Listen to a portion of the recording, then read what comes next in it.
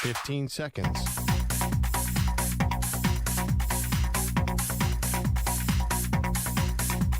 Break ends in 5 seconds.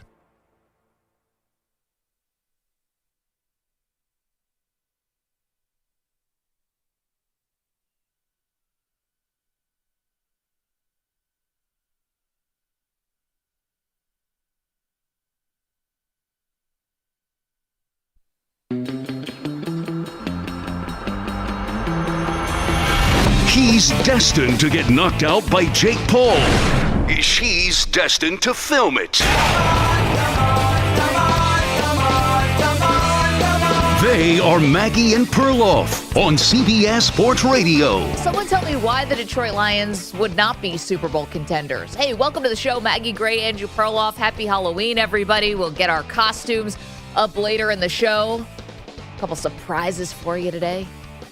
But the Lions, listen, this was not their most impressive victory last night. The Raiders are terrible, and we can talk about Davante Adams' comments after the game. He's clearly not happy and frustrated, but does he only have himself to blame? The Lions, to me, have all the things that you look at and say, that's a team on paper that can win a Super Bowl. They have a good offensive line. They have a good defensive line. They have a quarterback who has some experience. They have good weapons on offense, a robust run game, and they have a head coach who, while is not a Super Bowl winning head coach, does seem to have a handle on things and doesn't seem to make stupid mistakes. They're not a heavily penalized team, and it looks like they could have home field during these playoffs. I put that to you on paper, Perloff, and don't even tell you the team name, the city name, or anything. You would say that looks like a Super Bowl contender. Your logic is spot on. I just can't see them beating a combination of Dallas, San Francisco, and Philadelphia in 2 playoff games. And maybe this is me being sort of looking backwards and saying the Lions have not been able to do it. But this is a young team, this formula where you beat up on the worst division, one of the worst divisions in football. Listen, they got Chicago, Minnesota without Cousins, and a mess of a Green Bay team. So you're right, they could get home field. But they're going to have an indoor playoff game in the playoffs, and they're going to face 3 really tough teams who do all those things you just said. That applies to Philadelphia for sure. It applies to Dallas for sure. And I think it applies to San Francisco if they're healthy. So Detroit, here's the question. What did last week's win at Baltimore when they faced a real offensive and defensive line? They did not look good. They got smoked. They got smoked. So I just think that they're going to get this gaudy record, and we're going to come into the playoffs with more questions than the other teams. Maybe I'm being stuck in the past, but I do think that on a neutral field, can you really see this Detroit team handling both Philly, San Francisco, and Dallas in a row? So first, let's take the loss last week, right? Yeah. I think I'm willing to forgive a bad loss. It was bad. Baltimore totally destroyed them. But it feels like those are not always indicative of what a team is and who they are. And if a team can rebound and win the next week and they don't allow it to snowball and spiral, then I think that's a good sign. And you look at Kansas City had a bad loss last week against Denver, even if you have Mahomes who's sick. You had your Philadelphia Eagles, lost to the Jets. I mean, who saw that coming? You have the Dallas Cowboys, lost to San Francisco. San Francisco just losing 3 in a row. I can point out points in the schedule where a team didn't look like themselves, and I'm willing to say that was the Lions last week. Now, in terms of those other contenders in the NFC, I see flaws in all of them as well. I see a Philadelphia team where Jalen Hurts continues to throw interceptions, which is something he has not done in previous seasons. I see a San Francisco team who's lost 3 in a row, whose defense doesn't look as ferocious. Dallas, I mean, do I have to even explain why Dallas might be vulnerable in the postseason? They need to win a big game in the postseason. And, you know, I can look at the rest of the NFC and say, if you have home field advantage and you can win at the line of scrimmage, why not Detroit? So if you took the first opening game out against Kansas City when Kansas City didn't have Kelsey, show me the win that shows you a single thing about who's the team they beat. I mean, they will have a big test coming up out of the bye week at the Chargers, and they will get Dallas. That's a losing team. And they will get Dallas on December 30th. So they beat Atlanta, terrible. Green Bay, terrible. Carolina, the worst team in the league. Tampa Bay, coming up close on the worst team in the league. And Vegas, the absolute worst team in the league. Yeah. It's very hard to assess the Lions. All those things you said, when they're playing, you know, they basically played 7 of the top 8 picks in the NFL draft. I just don't. That's why they're going to get the number 1 seed, I think. They could easily get the number 1 seed. But that being said, that does not necessarily translate all the time. Remember, an indoor team getting a number one seed in a weak conference is not always a great formula. Think of the Colts always did that and always lost in the first playoff game. Okay, can I give you a team who had a ridiculously easy schedule and still made it to the Super Bowl and was representative, that they actually were a good team even though they had a very easy schedule? It was your Philadelphia Eagles last year. They had an easy schedule. You got to play Cooper Rush, I think, in one of those games. It wasn't even Dak, was it? If I'm remembering last year correctly. But it was easy schedule, played no good quarterbacks. And what happened? Went to the Super Bowl and you were a James Bradbury defensive holding away from possibly winning it. Sometimes you can only play who's ahead of you. And sometimes you don't get really tested until the playoffs. But they kind of had the core of a team that had already won a Super Bowl. There was a lot of Super Bowl pedigree on that team. What is there on the Lions? Well, but it was a new head coach. It was a new quarterback. Yeah, the Lions, just because they haven't done it yet. See, in the NFL, more so than other sports, I think you can have an out-of-nowhere team. The Cincinnati Bengals came out of nowhere with an unproven quarterback, with an unproven head coach. You can catch more lightning in a bottle in the NFL. Give me your second unproven team. Well, I think the Philadelphia Eagles. Eagles, come on, they have Jason Kelsey and Brandon Graham, and they traded for A.J. Brown. They were a seasoned team. This Lions team is young all over the place. They are, but so was the Cincinnati Bengals. And they had the same kind of loser mentality before that the Lions had. The Lions had maybe a little bit more, but the Cincinnati Bengals were not a thought of pawn about being this big winner or anything like that. It happens quickly in this league. And it does. I totally agree with it. They're and the 14-4 over their last 18. If you want to take it back to last season, it's a similar team. You could say they've kind of been doing it for a while. Yeah, I mean, if you really believe that, I would put a huge future bet on the Lions, but you're getting great odds right now because I think most people think like me, and it could be wrong. They look past. I think on a neutral field, the Cowboys are a 3-point favorite. I think even in Detroit, the Cowboys are favored, and the Cowboys can't beat anybody in the playoffs. That'd be something. Listen, you might be right, but how many games, again, were the Cincinnati Bengals not favored in their playoff run? And they ended up doing it. Maybe they're exception, not the rule, but I do see a lot of similarities. Goff is not as good as Joe Burrow, that's for sure. But offense, defensive lines of scrimmage, offense, great play calling, defense that has taken a massive step forward from last year. They look like listen, against the Raiders, every defense should look amazing. But they looked very good. They looked button up, and we'll see. We'll see. Yeah, I like them as a Super Bowl contender. I think there's much more unknown in this formula than you do because of the teams they've beaten. Even last night, the 26-14 score is very deceiving. They outgained them basically 500 to 150. It should have been 62-7. It should have been. I don't know what happened. Name the number for Detroit. It should have been. So I don't know. I think we're going to have these easy wins, tons of them. We're going to collect a lot of them. They could get the number one seed. It's just not always translates to the playoffs. I think they're a very good team. I think maybe they're a year away because they're young. Look at all these players. Jahmyr Gibbs is great, but he's a rookie. Sam Laporta, great, but he's a rookie. Hutchinson's 24. Yep. So even if they don't go all the way, it's obviously a very exciting time for Detroit at every position. I was watching the Raiders game too. There is one vulnerability. I feel like if they're going to drop back to pass, just cover Amon-Ra St. Brown. What else is there? He's so good, and you can tell when Goff doesn't have him, it's a different kind of game. It's but every quarterback likes that. This is Brady with Wes Welker. This is, everyone loves us. He's the security blanket guy. He's the first down guy. Right, but the Eagles have two guys. And the Niners kind of have two guys. Well, yeah. The Cowboys, that's their problem. They only have CeeDee Lamb. Last night, for some reason, the Raiders took an interesting defensive strategy. We're going to get your best receiver, and we're not going to cover him with anybody. Our quarterback's going to run the opposite way when he goes out. He had 3 catches where I froze the screen. There was no defender on the screen. It's that amoeba defense. It's just moving away from everyone. And Jahmyr Gibbs, the rookie, was outstanding. Was that a function of him being that good or the Raiders being so bad at tackling? Because I'd like to see that again against, say, next week against the Chargers, who are also terrible on defense. Can he keep this up? Because last night, he ran through so many tackles, I couldn't believe it. The run defense is awful for the Raiders. The only thing they have really going on defense is when Max Crosby can pin his ears back and go. And or make a run play go for -7 yards. I've never seen a more one-man defense in my entire life. It's crazy. I mean, Marcus Peters was the one with the pick 6, but it was Max Crosby. He keeps showing up. I mean, yes, you're right. He feels like he is the defense. And it's just sad what's going on with the Raiders because they gave you a little glimmer of hope when they beat the Green Bay Packers on Monday night.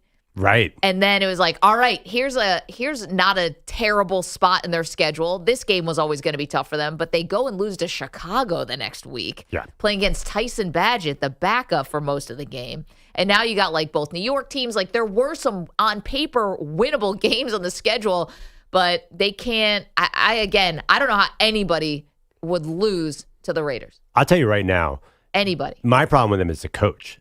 Oh, he's You awful. could see the energy permeate throughout the team. They've taken Josh McDaniels' sort of lame sideline presence, and it is everywhere on that team right now. Even Davante Adams, one of the sunniest disposition players in the league, looks absolutely depressed.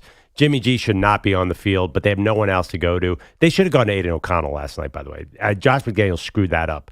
I mean, are you going to try and win the game, or are you just going to let Jimmy G be a tackling dummy all game long? The fact they never got a good backup for Jimmy Garoppolo when he has all these injuries, that told you everything. They let Jarrett Stidham walk out of the building, go to Denver, division opponent. You're right. There's so many problems. I think it starts with the top. I think Mark Davis, I believe sort of the owner sets a tone for the entire franchise. So Mark Davis permeates down to Josh McDaniels, and you could see it. The defensive players just had no effort last night. How do you make the playoffs with an interim head coach in Rich Bisaccia, right? The special teams coordinator, and you make the playoffs, and you're like, all right, now we got Davante Adams coming in. Like he handpicked this team. This is where he wants to be. And you've just been so much worse. I mean, it actually makes John Gruden look better in the Raiders because McDaniels, if you gave me Gruden and McDaniels, I'm taking Gruden all day long, believe it or not. Unfortunately, the guy is just like, appears to be sending racist and homophobic emails, and that just can't happen in the workplace. But yes. No, and he was not a good coach for the Raiders. Don't get me wrong. Yeah, right. But he's still better than Josh McDaniels. But again, it's like more of this nonsense from the Raiders, and yet they still made the playoffs despite the Gruden situation, the Henry Ruggs situation. I mean, it's so many ridiculous, like awful and in many ways tragic things that happened the year they did make the playoffs, and now you hope to stabilize the situation, and they're awful. So how do we what's the future there too? Like if I'm a Raider fan, I'm so depressed today. How do we get Davante Adams to a contender? Adam Schefter came on in the third quarter last night and said the Raiders are not going to make a trade. Why? What are they doing? If you get a first-round pick for Davante Adams, let Davante go. Davante, it would help so many teams so much. I mean, can you imagine if he went to the Cowboys? Can you imagine, by the way, the Lions? Can you imagine any contender adding that player? It'd be unbelievable. It makes no sense. I mean, that's the thing. It's like, well, we don't want to make a trade. You should. You should make a trade. Your whole roster should be up for grabs. Honestly, rebuild this thing. And you got to get rid of McDaniels. He can't succeed outside of New England. He's one of those guys. I think anybody can succeed outside of New England. They're all terrible. All the Belichick assistants. And Bill O'Brien's been bad, and he has been back in New England. Anyway, this is rough for the Raiders. 855-2124-CBS. Meanwhile, I do think the Lions are a Super Bowl contender. So, poll questions. Let EJ figure that out.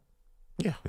Are the Lions Super Bowl contenders? Yes or no? I think we'll. I like that one. Sense. Or you could word it, do you think the Lions come out of the NFC? That would be a very different poll. That would be that would be different. Let's do the first 2 hours of the show, are the Lions a Super Bowl contender? And then at 8 o'clock Eastern, put up the second question. Let's compare the results. Let's get into some science, some data, some analytics. You know what's going to happen if you had not done that? Perloff would just put his own poll up on his own social media in the way that he wants it, a competing poll. Yeah, and it would have been question. You know how they study polls and say, the way you ask this question is how you got this answer. Perloff's question would have been, say the Lions didn't have Goff and they had a cold. Well, are the Lions a Super Bowl contender? Guess what? Everybody who's in the playoffs is technically a Super Bowl contender. Yeah. So I think that's a little wishy-washy. You say, will the Lions win the NFC? That's a harder question. You didn't know that Perloff once interned at Quinnipiac.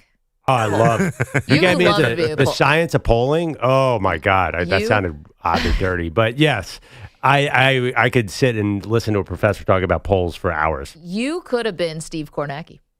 That could have been you. I'm glad it's not because I'm glad you're here. I don't really understand polling, so Kornacki seems to understand it, and that is a lot of khaki. I couldn't pull off that much khaki. It's a lot. It's a little much for you. No, I was jealous of Kornacki. There's very few people in this industry I'm jealous of. Kornacki, definitely.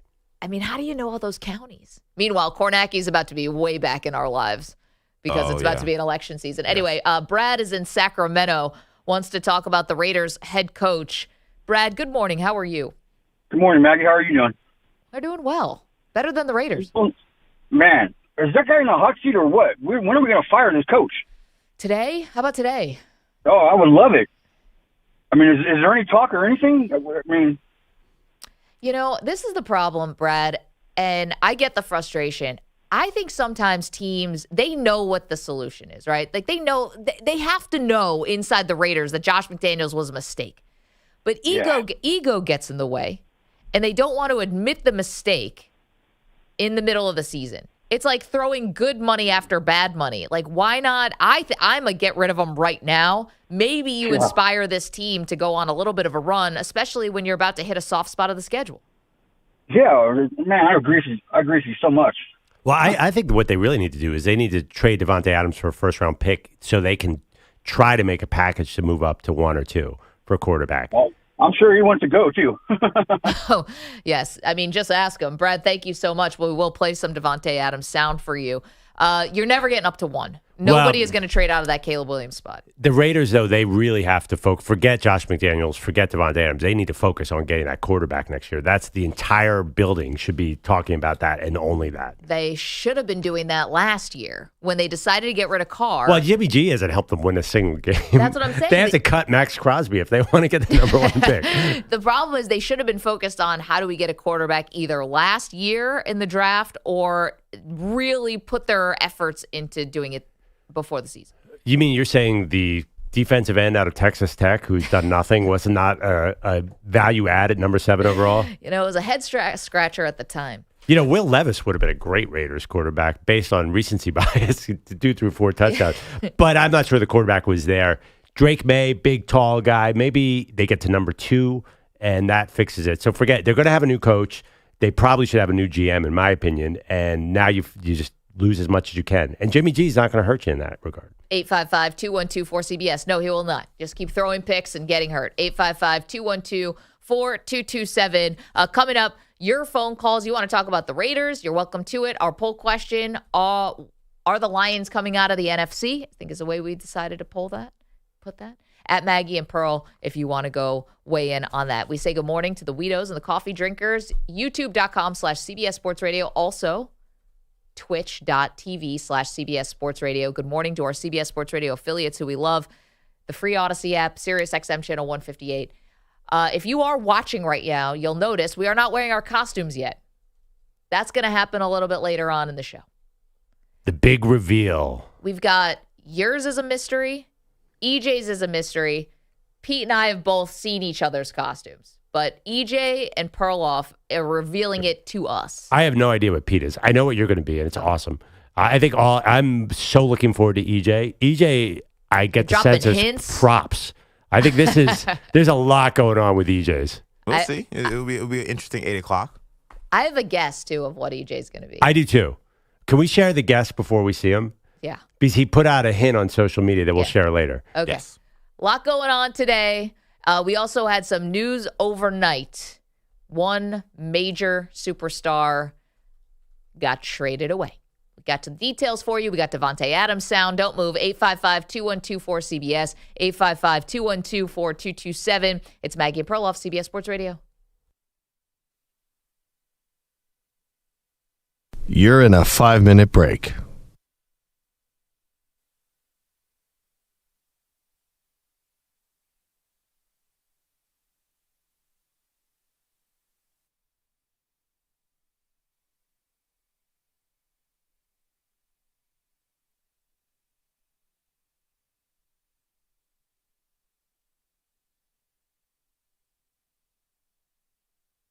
Four minutes, 30 seconds remaining.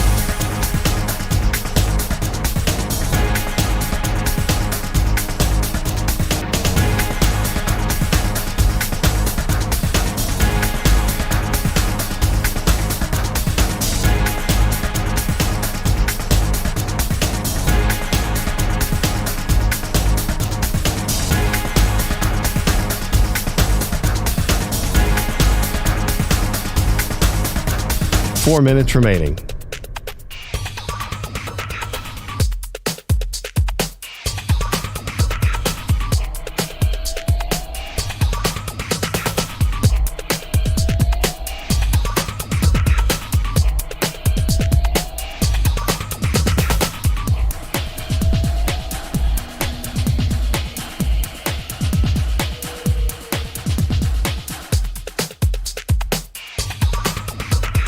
3 minutes, 30 seconds remaining.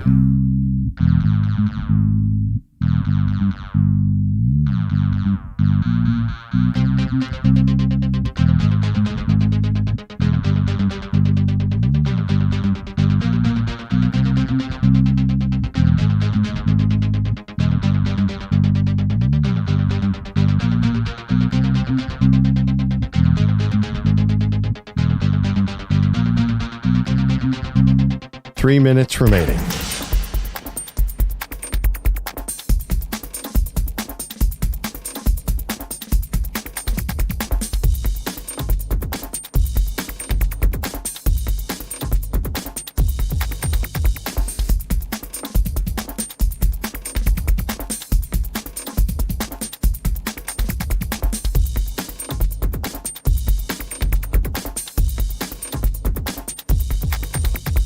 Two minutes, 30 seconds remaining.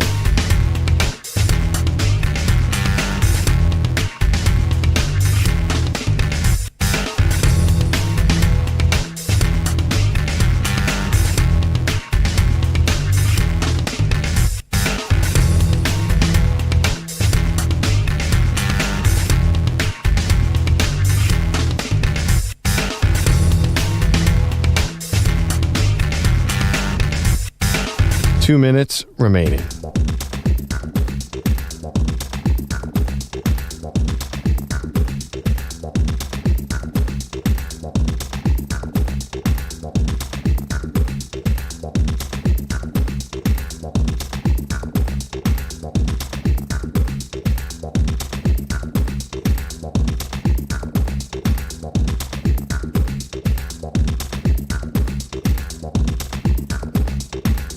1 minute, 30 seconds remaining.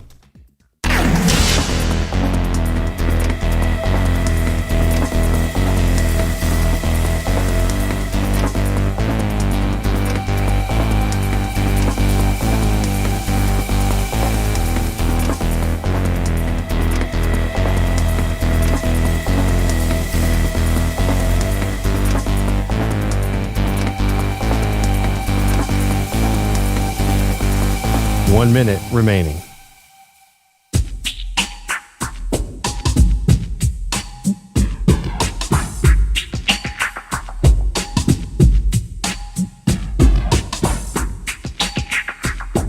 .45 seconds remaining.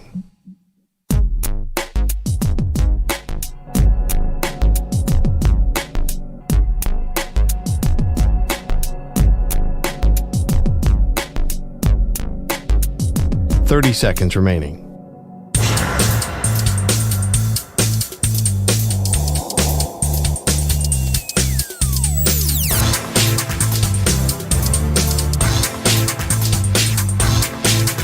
.15 seconds.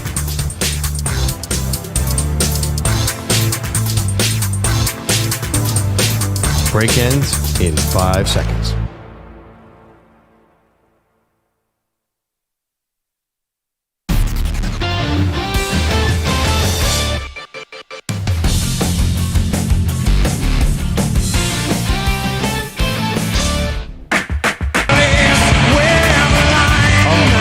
What a night of sports. It was totally insane. We had everything going on. NBA, NHL, World Series, Monday Night Football.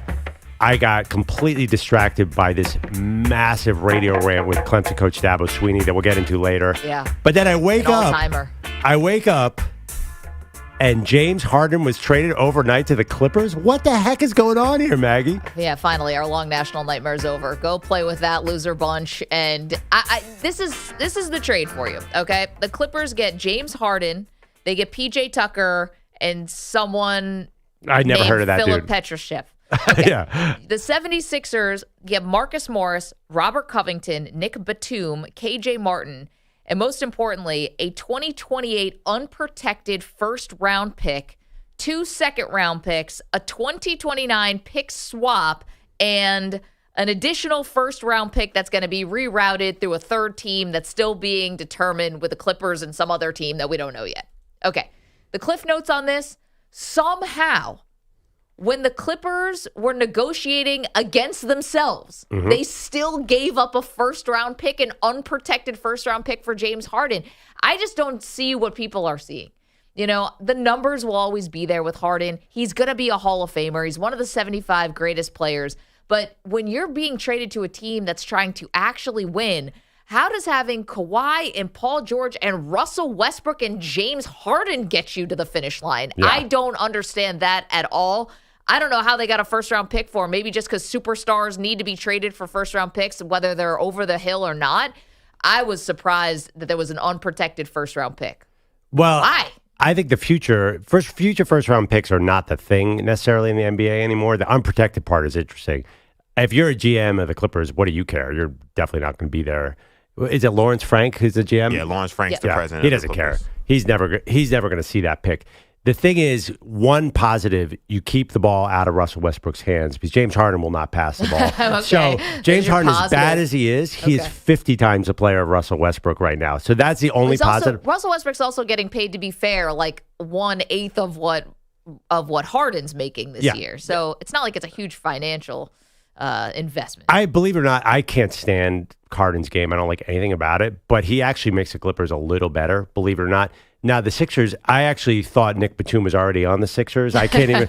Nick Batum, Robert Covington, and Marcus Morris, they've been all on been every. Sixers, They've been right? on every team in the league. I don't think they actually all have been. Robert Covington Covington has. was part Covington of was the process. part of the wasn't process. he? Yeah. Wait, Covington has, yeah. but Marcus Morris, how many teams has he played on? Or if you combine him and his brother. So, and then this guy, KJ Martin, I'm fascinated with. So is that the old Sacramento Kings guard? That I had to that look was at. Kevin Martin. That was Kevin Martin. And it's not Kenyon Martin Jr. either. No, this is Kenyon Martin Jr. Oh, it is Kenyon Yeah, Martin Jr. Yeah, he goes by KJ. He goes by KJ. Yes. Is he any good?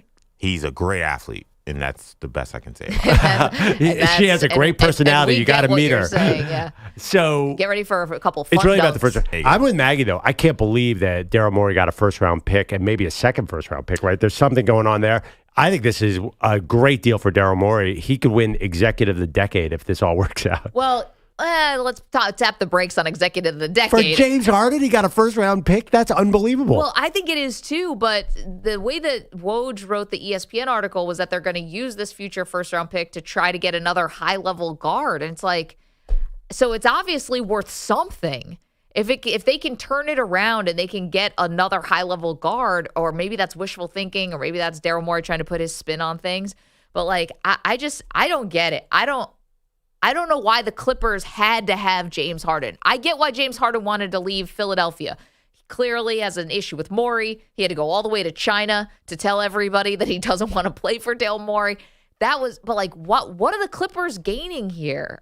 Do you think James Harden's going to be the one to lead you to a title? How long are we going to fall for this banana in the tailpipe? No, but I think that future first-round pick for the Clippers is not super important. My mind is still completely blown here that KJ Martin is Kenyon Martin Jr. That's right. Somebody's got to tell me these things before I break down the trade. Yeah, I think this is a good day for Sixers fans. A really good day. Daryl because Morey, you want Harden out. One thing you have to remember, Daryl Morey did inherit a mess of a team because Ben Simmons was there. So he basically turned Ben Simmons into at least a puncher's chance with James Harden. Didn't work. And then he turned that into something else.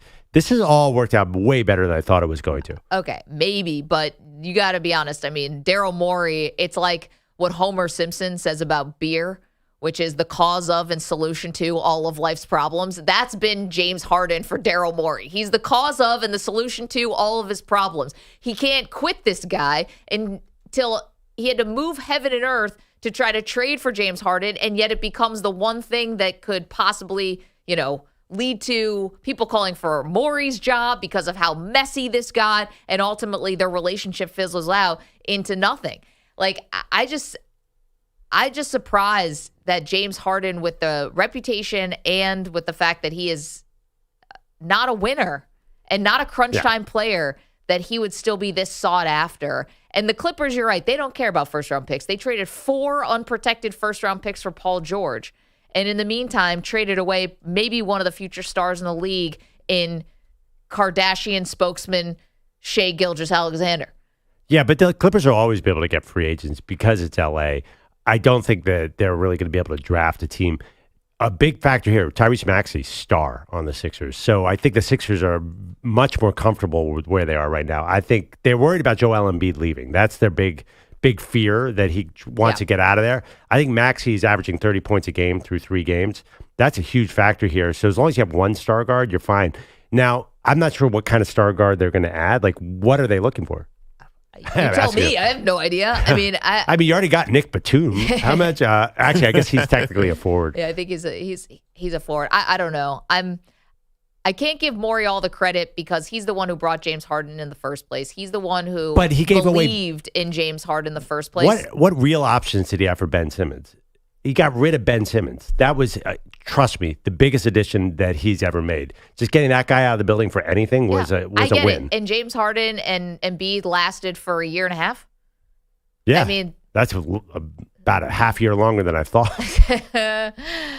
Can you imagine the Clippers if all 4 guys show up? You have Westbrook, Harden, Paul George, and Kawhi Leonard. There's one basketball. How is this going to work? I'm sorry. I'm just not falling for the fact that these guys will be healthy at the same time. And even if they are healthy when the playoffs start, what makes me think that everyone's going to be healthy to go on a 2.5-month run through the Western Conference? Nothing. Nobody expects that. I just don't get it. I can't wait to see everyone. You don't even put a guy on Westbrook anymore. You just pray that he takes a jump shot and then just worry about the long rebound. I don't know. EJ, do you see this differently? I think that Daryl Morey looks a lot like a loser this morning. Wow. I mean, I look at this trade and I was very unimpressed. I feel like this is a trade that absolutely could have been done in the offseason, and we could have gotten rid of the James Harden headache, and these guys could have got chemistry. I feel like Daryl Morey runs NBA teams like it's NBA 2K, and these guys don't have feelings. There isn't chemistry that needs to be involved. He has no, to do this now, when you only get 1 first-round pick, you're going to get rerouted a pick that's probably going to be protected. You're not getting another unprotected pick. Yeah. That won't have any impact on this team or the Clippers moving forward. It's just a waste. You wasted everybody's time. And if I was in Joel Embiid, I would be upset. I'd be like, we could have had chemistry. We could have started to get this thing going. And instead, okay, we're getting Marcus Morris and Robert Covington and the hope that maybe some other guy's going to come sometime down the road. I guess this to me seems like it was probably maybe a bit from above. Because you're right, this isn't probably any better than what they were talking about in the summer. And I bet if Daryl Morey had his way, he's not afraid to get uncomfortable. He doesn't care how awkward this thing gets. He'd probably hang on to Harden until the trade deadline and just not give a you-know-what. I don't know, but maybe this came from ownership, and they were like, listen, enough with the negative headlines. Now Harden's sitting there on the bench. He's staring at people in the stands that have Harden signs, and he's staring them down like he wants to, mess with them or fight with them or whatever. I don't know. I just think Morey really is one of the most overrated sports figures we have. This guy's not won a championship. He's never taken a team to a championship, and yet he carries himself and carries the organization like they have some championship pedigree that they haven't earned. I disagree with one thing. If Joel Embiid can't realize that the Sixers are better off without James Harden, then his judgment's all off anyway. Honestly, I watched Joel Embiid. I just want him to get 2 years older, 15 pounds heavier, than go and ruin the Knicks. That's really I'd almost rather have that. Your team. I'd almost rather have that than a Sixers championship, because it's happening, EJ. You know that Embiid is going to be out of shape and older and get paid in New York and totally stink. Look, we'll take Joel Embiid. I think that he'll be totally fine. Leon Joel Rose is Embiid, this guy. I got to tell you, Embiid is also a problematic player. Whatever you see in Nikola Jokic, that drive is not necessarily there with Joel Embiid. Okay, well, if I were you, I'd grass is always greener. No. I would, this is a little don't know what you got till it's gone. I wouldn't want to see the Sixers without Joel Embiid right now. And to EJ's point, I don't know if I am trusting Daryl Morey to be like the mastermind architect. For this one, I'll give him credit that he got a first-round pick out of this, because who are you bidding against if you're the Clippers? Who? And the reason why I'm not ready to give him a lot of credit, because I really think that they would have got a first-round pick in the summer. When they told me it was 2028, you told me it was 2023, 2024, 2025, or not 2023, obviously, but 2024, 2025, I would say, okay, that you wanted to hold out for that, I can understand. But 2028, Lawrence Frank is the other president on the other team, is fighting for his job as well. Right. He has no interest or any care about a 2028 pick. There's no way you could tell me that in the summer he was holding out for a 2028 first-round pick. There's no way. Wait, EJ, there's a third team involved too that has yet to be named. So I don't think it's as simple as Frank. I think they needed to find somebody else. That takes a lot of time and a lot of resources. I understand that, but at the same time, we don't know what that second pick is going to turn into. Again, it's likely, I would bet on anything that is not going to be an unprotected pick. At least not an unprotected pick from a bad team. So you're getting another probably low first-round pick that, trust me, as a Knicks fan, we have a million protected picks that we can't trade, we can't give away. Like, those don't have as much value as you think. I think a lot of this has been spin from the Sixers side to make it look like this is a better trade than it is. It's possible. I take Marcus Morris, Nicholas Batum, or Robert Covington straight up for James Harden. This is a huge. I mean, I wouldn't even hesitate. I mean, honestly, as Doc Rivers said very well after the season, when James Harden's on the court, the defense knows where the ball is at all times, and we're an easy team to defend. He was terrible for the Sixers. Yeah, I mean, I don't know if I'd probably go in the Doc Rivers corner on this one. Oh, I would every day of the week. Honestly, if you can't see that James Harden can tank a good team, then I don't. Oh, no. I'm with you on that one. It's just, Doc Rivers doesn't have. I know he's a championship coach, he's a great player, all of that, but his, postseason failures are also on display. I don't know. I feel that was much more on Harden than Doc Rivers last year. It was not good. Although Harden did help Joel Embiid get an MVP. Meanwhile, he's out to the Clippers now. You're welcome to weigh in at 855-212-4CBS. Andrew Bogish is here this morning with some headlines. Good morning, everybody. Those headlines sponsored by Progressive Insurance. Insurance for motorcycles, boats, and RVs for protection on the road and on the water. See how much you can save at 1-800-PROGRESSIVE and Progressive.com. Yes. For the ramparts we watch. I think that's James Harden singing about his newfound freedom. He is now out of the Daryl Morey State Pen in Philly. Let me just recap this Sixers-Clippers deal, which is not all the way done just yet. Harden and P.J. Tucker go to L.A., a 2028 unprotected number one, another first-round pick from an unknown third team, 2 second-rounders, and a pick swap head to Philly along with Robert Covington, Marcus Morris, Nick Batum, and K.J. Martin. The Clips do keep Terrence Mann, who was apparently high on Morey's wish list. Now, on the court last night, Steph Curry drilled 7 threes. He scored 42 in the Warriors' 130-102 win in New Orleans. Steve Kerr can still be impressed by Curry. He's white hot right now. It's amazing watching him. I mean, he looks better than ever at 35. His Dubs 3-0 on the road after going 11-30 there last season. Nikola Jokic, 27 points, 10 rebounds, 11 assists as the Nuggets handle the Jazz 110-102. 32 points for Shai Gilgeous-Alexander as the Thunder down the Pistons 124-112. And the Blazers got their first win of the season, 99-91 in Toronto, 11 points for Scoot Henderson. Oh, by the way, Brandon Miller is making a move on Victor Wembanyama Yes. for Rookie of the Year. But Steph Curry's he's the best player in the NBA right now. Last night he is better than he's ever been. It was Nikola insane. Jokic die? Honestly, Curry's better than him. I'm telling you right now, I would bet on the Warriors to win the NBA title. I couldn't believe how spry he looked last night. He was over half court and wide open no matter who was on him. That was one of my bold NBA takes. Not to make this about me as I interject here. Last dance vibes for the Warriors. Yeah. Not just Yes. only with Klay Thompson, but also with Steve Kerr. I think this is his last year as the head coach, and I think they win the title. Yeah, I love that. I do remember you said that, and I kind of laughed at that because it seems like Curry is the only one who's at the highest. It doesn't matter. He cannot be stopped. Jokic, you think Denver is going to be back? I think Jokic is so bored after winning an NBA title. I can't see him.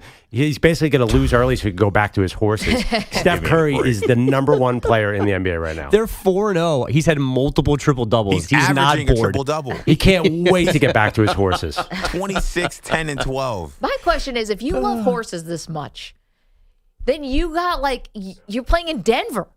Yeah, This you're is good. awesome. You could have a horse farm in Denver. You could have thousands of cattle or whatever. Just have all the horses in Denver and just stay in Colorado all year. By the way, I didn't say Josh Giddey is the best player in the NBA. I said Steph Curry is the I best player in the understand NBA. that. He's one of the top 10 players in the history of the sport. I understand. I'm just saying, Nikola Jokic averaging a triple-double, finals MVP, destroyed everybody in the playoffs. There was something terrifying about it. Because I'm a Pelicans fan now, something terrifying about Steph Curry last night. Could you declare your fan every day so we understand the context of your comments? Oh, we should bring the whiteboard in, and every morning Perloff has to tell us who he's a fan of Well, today. Zion Williamson's my favorite player in the NBA. So therefore, the second he gets hurt, which will be next Thursday, then I'm out. Got all that? Super Bowl contender or not, the Lions are 6-2 after last night's 26-14 home win over the Raiders. Dan Campbell's defense allowed just 7 points. I thought our defense played outstanding. Outstanding, man. You play defense like that, you can beat anybody. That defense making up for the offense, giving the ball away 3 times, including a pick 6. They also settled for 3 early field goals, which kept this game closer than it should have been. Lions rookie running back Jahmyr Gibbs did run for a career-high 152 yards and a score. The Seahawks traded for Giants D lineman Leonard Williams yesterday, a second-round pick next spring, a 2025 fifth-rounder go to New York. The Rams are calling Matthew Stafford day-to-day with a sprained UCL in his right thumb. And the Bills sign veteran running back Leonard Fournette. Corey Seager, still good at October baseball. Here's Corey Seager, who swings and drives one deep to right. It sails way out of here.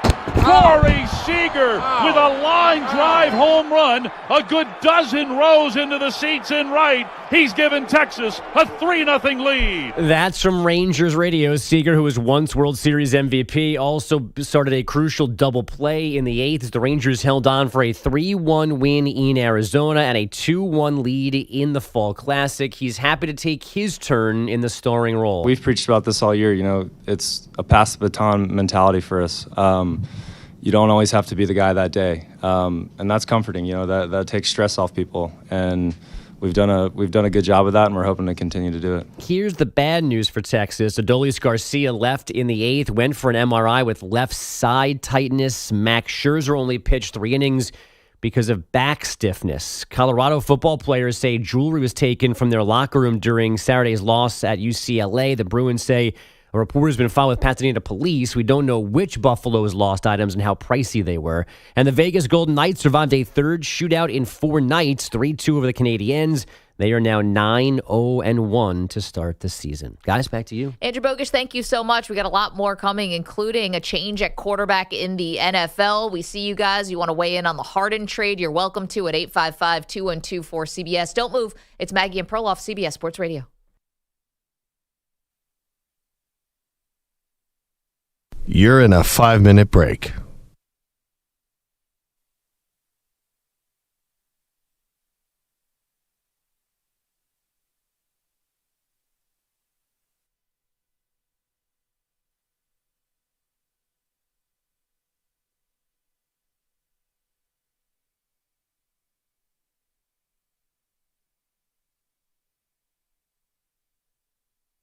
Four minutes, 30 seconds remaining.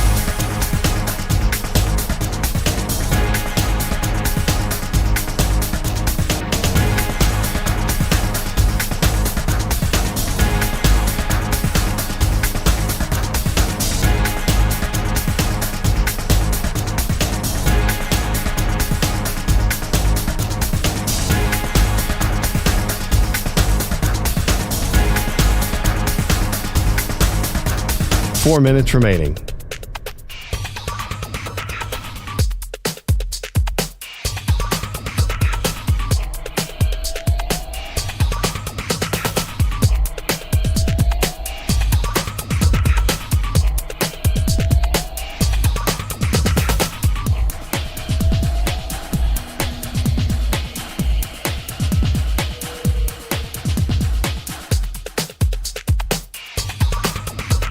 Three minutes, 30 seconds remaining.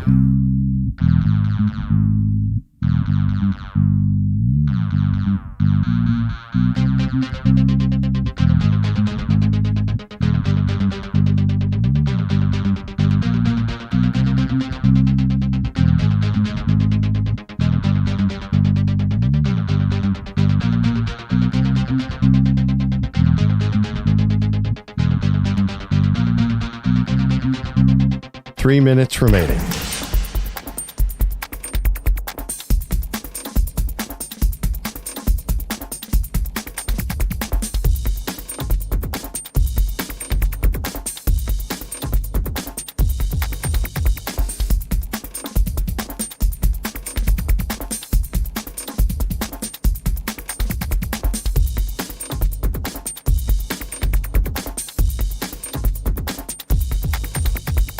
2 minutes, 30 seconds remaining.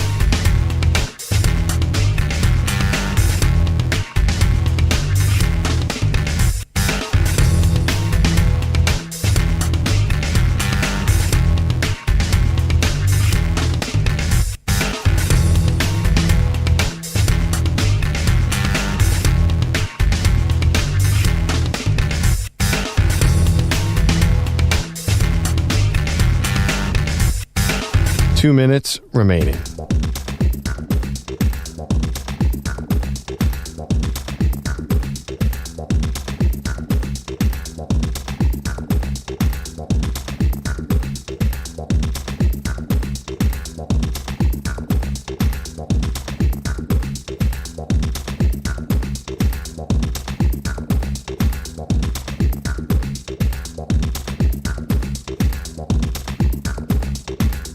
One minute, 30 seconds remaining.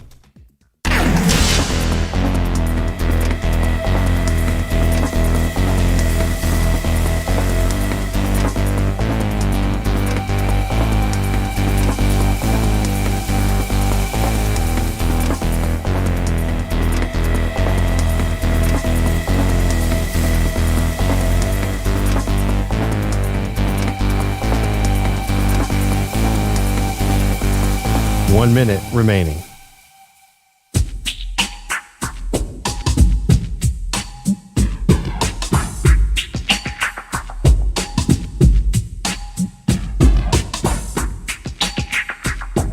Forty-five seconds remaining.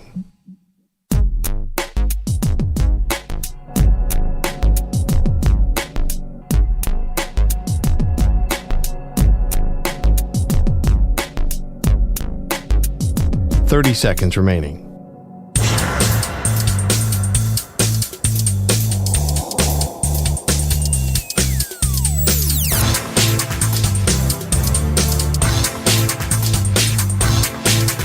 Fifteen seconds.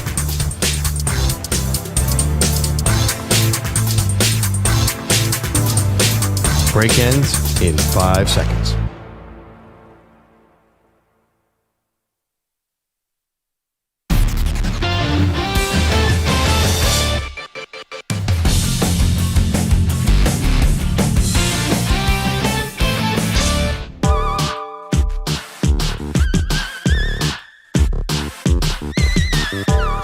Welcome back. Halloween here on the Maggie and Perloff show. We'll be getting into our costumes later. EJ has a green screen behind him right now. This looks like he's living on a different planet.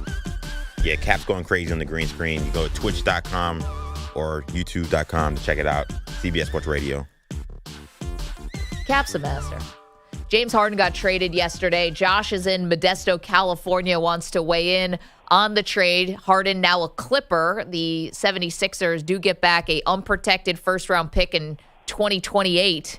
Who knows what the world will look like then. Josh, what's your take on the big trade? Hi, guys.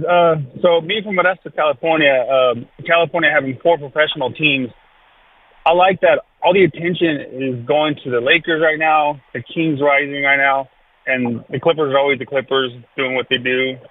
Don't mess up later. But anyways, I know it's early in the season, but I'm low-key really liking this Warriors team. Yep. The biggest difference I've seen is those 3 road wins right away. Yep. And on all those 3 road wins, our second unit has actually increased the lead or trimmed the lead, and it's given Curry a lot more time to rest. I mean, against the Rockets, we went down early, and Gary Payton and Klay Thompson chipped in and got us a little bit better, and then Curry finished it off. Yesterday, Moody chipped in and CP3 chipped in. Yeah, Curry Moody. played 30 minutes. Yeah, Moody's the Curry played key. 30 minutes. Yes, he played 30 minutes, had 42 points. He looked effortless. I mean, the screens that we were setting, Chris Paul handling the offense. I mean, it's looking really good, you know. And a lot of times, what I hear about is just people bagging on their age and this and that. Charles Barkley making fun of them, saying they're the 4th best team in California, which is fine with me. You know, it's a chip on Curry's shoulder to hear that kind of stuff. So I'm really excited about this season. Josh, I understand. I mean, early returns are awesome. Fixing the problem of not being successful on the road last year. You got Draymond back now, too, after what he missed the opener. Was it the first 2 games? I don't remember. And I'm getting Last Dance vibes here. And I think Curry wants that 5th title. I mean, obviously, he's super motivated. But if there is ever going to be a debate, we know we do the Jordan-LeBron debate, but if there's ever going to be a Curry-LeBron debate, Curry having a 5th title certainly would go a long way. Yeah, absolutely. So Moses Moody turned 21. They were saying last night they needed one more athlete. The problem is with the Warriors, same thing as last year. If they face Denver in the playoffs, explain the matchup. Denver's front line, 7 feet, 6'11", 6'10". Warriors front line, I don't even know who you got, 6'6", 6'8", 6'5". Wow. So that's the big issue is the height. I don't totally understand how it's going to work. It's worked in the past. I was going to say it worked when the Cleveland Cavaliers had a lot of height, in the front court, and they beat them. But the Warriors kind of always liked having that Andrew Bogut or what's that crazy guy, JaVale McGee. They've had centers. It was a huge problem in last year's playoffs, and I wonder if it'll come back. Chris Paul is actually there. Have you have any sense of Chris Paul as a player? He seems like it's such a role player now. I mean, he played 25 minutes and scored 13 points yesterday, but it was kind of a blowout. Permission to get with you on that bandwagon. I feel like it's you. You jumped on first very early. I kind of want to join you because I agree with that caller. I like everything I'm seeing there. I'm sorry, it's closed. Bandwagon's closed. Especially for you because you just said it in the last segment. You're the world's biggest Pelicans fan. So huge Pelicans fan. I can't take it seriously. So if you could just get Zion and Brandon Ingram to play more than 5 games a year together, that would be a really great team. It would be very good. This one was a little bit of a surprise from yesterday. Of course, you're welcome to weigh in on the Harden trade. We got a little sidetracked on the Golden State Warriors. 855-2124-CBS. So you can weigh in on the Warriors. Whatever. A little bit of surprising news yesterday, which is that Josh Dobbs of the Arizona Cardinals looks like he's going to be taking a seat on the bench and most likely going to be out of town. Now, we're not sure where he's going to be traded, but he's been starting for the Cardinals, even though they have 1 win. They've kind of been like a sort of spry team. Now we're not sure if Clayton Tune or Kyler Murray are going to be starting moving forward for the Arizona Cardinals. Bit of a head-scratching situation. Either Murray's healthy enough and can play, and you play him, or Clayton Tune, the backup, is in, and further examples that you are tanking the season? I'm not sure what to read into this. Well, Jonathan Gannon said he looked at the film. Dobbs was terrible on Sunday, but I thought it was partly the play calling. He had an interception where he was rolling against his body by design and throwing into 3 guys against the grain. It was the weirdest play. Arizona's a mess. I do not like this coach. I'm not sure where they're going with him because their time frame is not going to match up with where Jonathan Gannon needs to be. Not that he's going to be one and done, but I don't see the former Eagles D coordinator doing anything here. Because when are they going to get out of this hole? Wait, how many quarterbacks has the Ravens defense embarrassed over the last few years? Tons. They just embarrassed Jared Goff last week, and we're talking about, are the Detroit Lions a real Super Bowl contender? You can't base if this is all true, and I don't think this is, I think it's an excuse, but if you're basing Josh Dobbs getting benched because of how he played against the Ravens defense, half the quarterbacks in the league would be benched. They're a great, great defense. Really? I just think this is something with Kyler Murray. Is he going to play? Like, is this just a smokescreen? Because he's coming off of the ACL, and I don't know if we're going to see him at all this year. But maybe this is one more indication that we definitely are. Yeah, no, I think we definitely are. Maybe even this Sunday. I don't find the Ravens that terrible. Last year they were down on defense. They keep on losing all their players. They're good, but they haven't really been super challenged. They hold teams to like 13 points a game. Yeah, because they've been playing nobody except when they played Detroit. They smoked them. Really put it on them, and Jared Goff had no answers. But anyway, regardless of that, the game against Baltimore yesterday, Sunday. Yeah. That was really terrible. Dobbs made the kind of mistakes that he hadn't been making all season. It's sort of like the pumpkin. What's the Cinderella expression? Yeah, he came way down to earth. But here's the thing. So I don't think they should play Kyler Murray. I don't understand. You have a guy now who you have to look at as just an asset because you're going to be so bad that you're going to be picking at the top of the draft. You may have a shot at Caleb Williams. This regime is not the one who drafted nor paid Kyler Murray. This is a brand new regime. So I'm trying to protect that asset. I don't want Murray going out on a surgically repaired knee and doing something to further damage it. I'm trying to find a trade partner to get Murray out of town. Yeah, but do you have to attach a decent pick with Murray to get someone to take him? I don't care if I'm getting Caleb Williams or Drake May. I got to start this thing all over. But you're not a coach who's going to go 1-15. I think it's easy to say tank when you're actually in the building. I think it is harder to tank. They've won one game. This is nothing good here. We have new details about Jim Harbaugh and the scandal at Michigan. They're crazy, of course.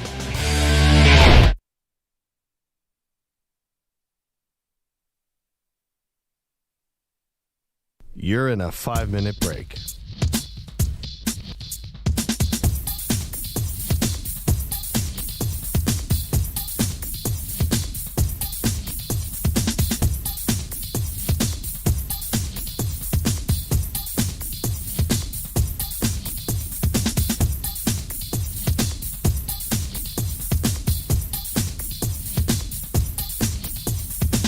Four minutes, 30 seconds remaining.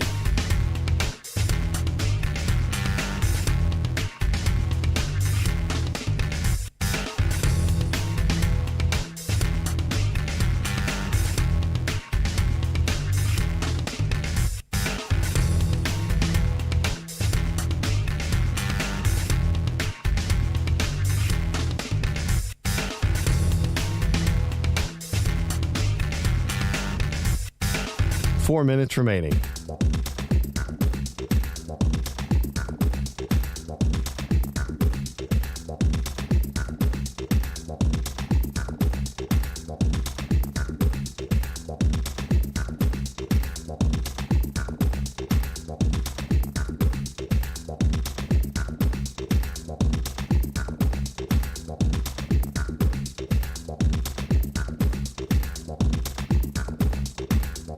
Three minutes, 30 seconds remaining.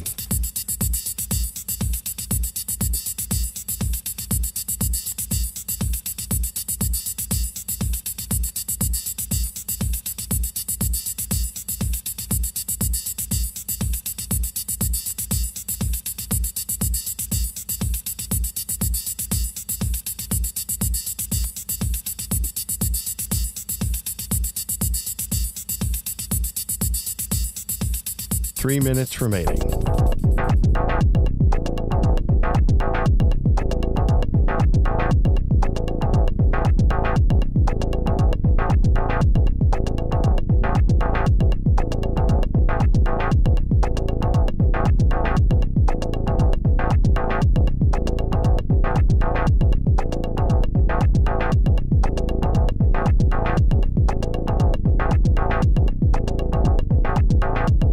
Two minutes, 30 seconds remaining.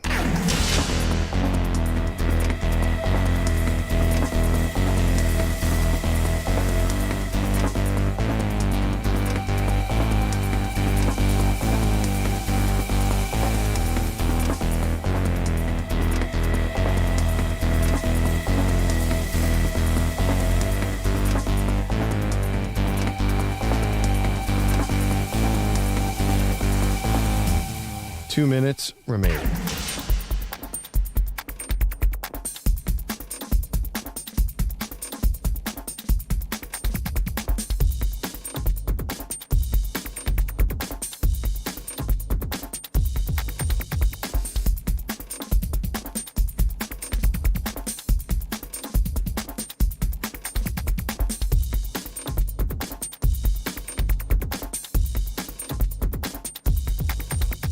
One minute, 30 seconds remaining.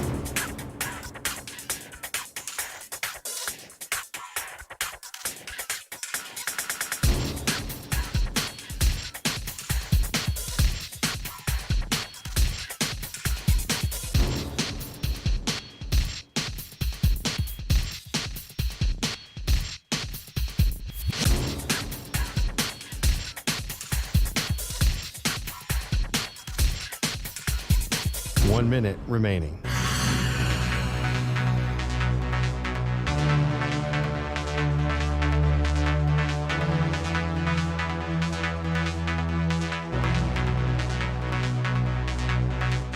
.45 seconds remaining.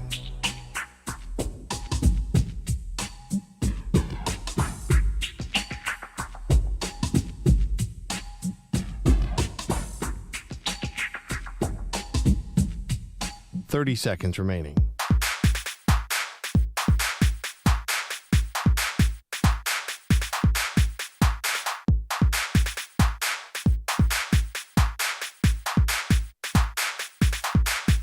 Fifteen seconds.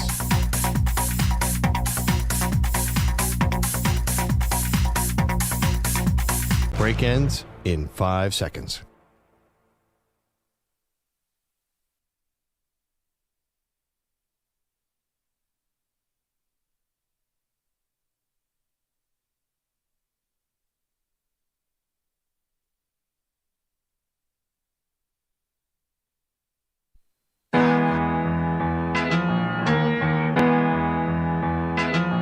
She's a violin prodigy. Her full name is Maggie the Stallion. They are Maggie and Perloff on CBS Sports Radio.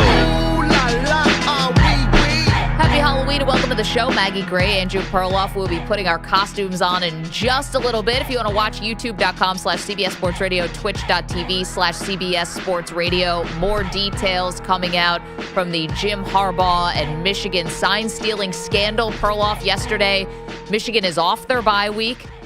They will face Purdue this week. And there was a report that came out in the Wall Street Journal that said Jim Harbaugh had a contract extension that was on the table, ready to be signed, and that Michigan has since rescinded that contract extension. Now, Harbaugh met the media yesterday and said he would not call that accurate.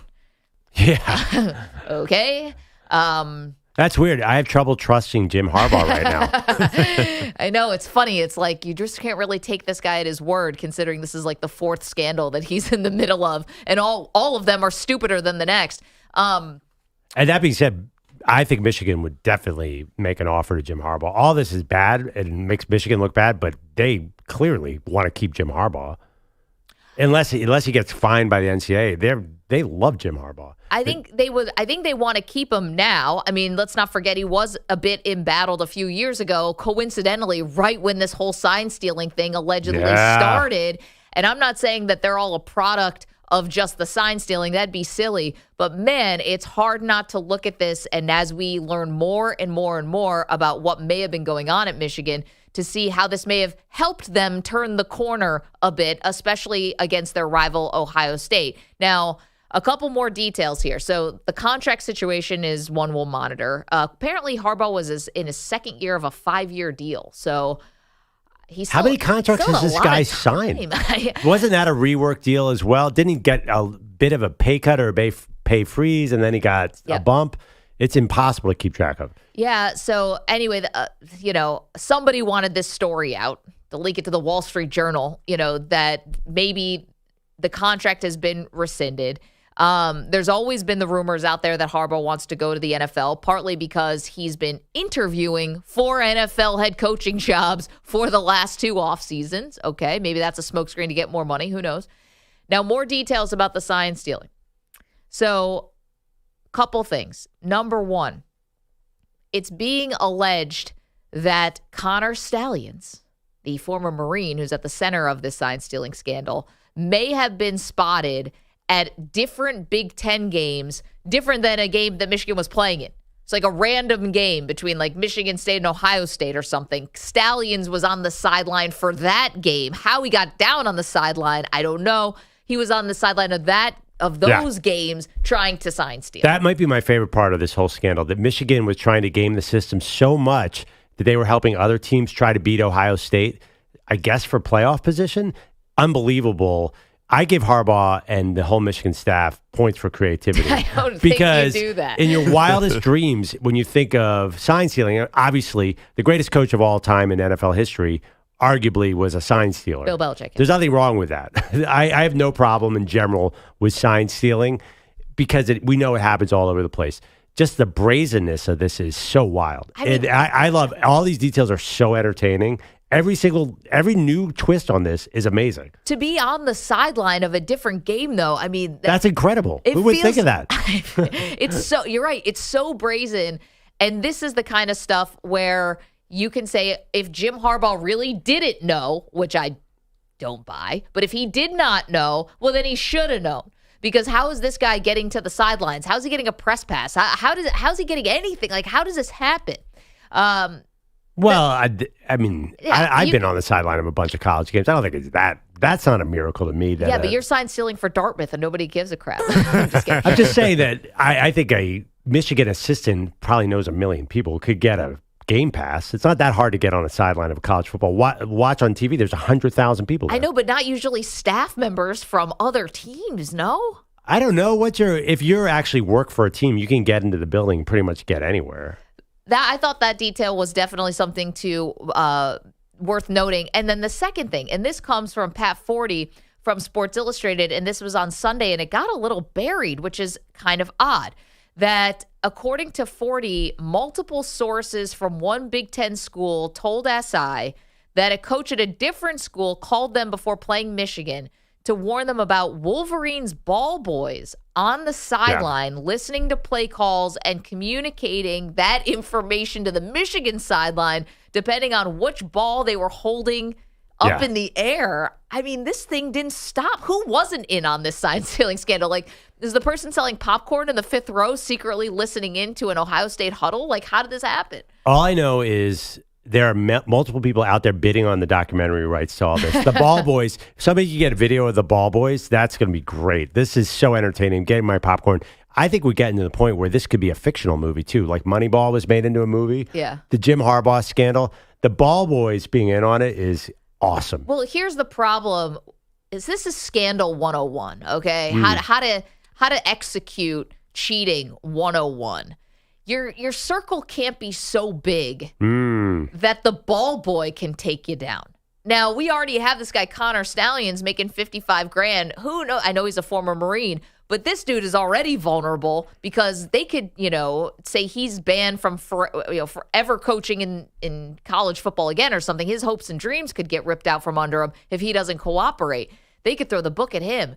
You think a ball boy is going to hold up under questioning? You're saying Michigan, they got to take out the Ball Boys. I don't know. You got to do whatever you can to silence some people because it looks like this thing, if this is all true, way too many people were in on it. Someone's going to sing like a canary. Wow. It's a little scary to me that you have this sort of mafia-like mentality about how to handle a scandal. Listen, keep your friends close. The only way that you can keep a secret in this world between three people is if two of them are dead. We all know that. Now, I'm not advocating that anyone get wiped off the map here. I'm just saying Michigan got sloppy if this is true because you can't have the ball boys or a low-level staffer like Connor Stallions being the linchpin of the scandal that could take down a powerful head coach. So that's my question here, to take down the powerful head coach. Where do we go with this? They're going to have a official college football ranking tonight, right? Yep. And Michigan is going to be number 2, most likely, where they've been sitting all year in the polls. Nothing is going to happen this year. The NCAA is completely toothless. They're not going to have time to prosecute this.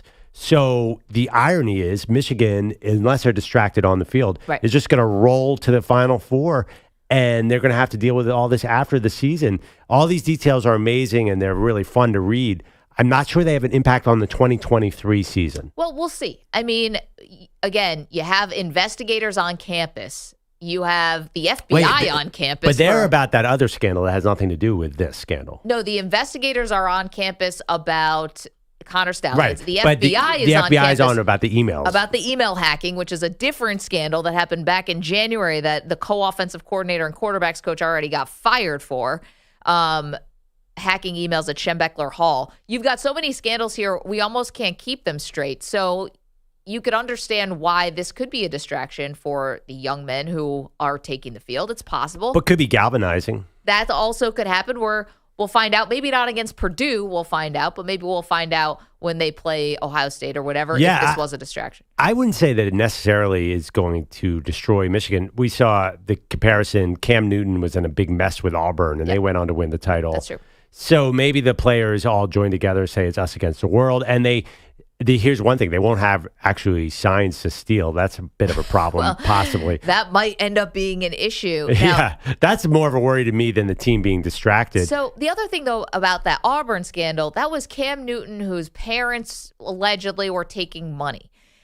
I think that in that day and age, too, when you couldn't pay players and it was totally against the rules, it was a little easy to be on Cam's side of this, where it's like, you shouldn't let the player sit just because the dad may have taken money or whatever. This is the head coach of this team who definitely should know better than to try to be so brazen or skirt the rules if all this stuff is true. Let's also add in the fact that 3 days ago, before the NFL slate of Sunday games kicked off, Ian Rappaport and Tom Pelissero from the NFL had this odd story about how the NFL is not going to be a quote-unquote safe haven for Jim Harbaugh. If the NCAA comes down on him over the sign stealing, he's not just going to be able to escape discipline to go coach in the NFL. We have not heard boo about this story since. It is one of the more odd stories that I've ever seen. It was weird that it happened right before 15 games kicked off that buried the story. Yeah, so obviously you would think, because the NFL Network, the NFL directed their reporters to report this saying, but I'm wondering about the legal standard here. What right do they have to keep him out of the league because of a rule that he broke in college? A rule that is very vague, by the way. You know, the only rule he broke was sending scouts to the opposite team. You know, you can sign steal. You can in the NFL, but you can in college football. So I see no reason that Jim Harbaugh, if he wanted to go to the NFL and the team wanted him, he could just say, well, I'll go into court. What right do you have to keep me out of here? There's nothing. It seems so flimsy to me. Yeah. However, what NFL Network is saying that while there isn't a bylaw that governs this matter, they pointed to Ohio State head coach Jim Tressel as a precedent for how the NFL and teams could handle a college suspension. Right. By the way, one of the weakest moves in the history of the NFL, that they came after Ohio State for a tattoo scandal. Yeah. That would never hold up in court today. Not in a million years. And that was also more about Terrell Pryor, who got in trouble for that. And Roger Goodell upheld a 5-game suspension and thought that they were trying to manipulate getting Terrell Pryor to the supplemental draft. I realize I'm getting in the weeds here. I want to keep this pretty high level, but I find it very hard to believe that the NFL would actually keep Jim Harbaugh out if he's facing significant suspension by the NCAA. I don't think they're going to be able to do it. So our friend, he now works for Sportico, named Michael McCann, used to be a Sports Illustrated legal expert, tweeted me last night and said, yeah, the NFL definitely can't do this because they'd be in serious violation of antitrust codes. So the NFL is going to have to lawyer up if they want to do that, and I don't think they do. However, EJ did point out something important yesterday, which is the NFL can blackball anybody. Exactly. And they've done it. Yeah, they've been pretty successful, and they've been willing to just kind of pay people off once they lose in court. Like, they don't mind going to court and settling or losing whatever battle they have, but the damage is already done. By the time you do whatever legal litigation you go through or you negotiate whatever settlement happens, you're already on week 5, and Harbaugh's still sitting on the sidelines. So are they going to pay Jim Harbaugh $20 million to not come to the NFL? They Probably. might. I mean, I don't know. clearly How much the did league. they pay Kaepernick? Yeah, we never will know that number. Yeah. Though, it apparently it was significant. Was the word that they used.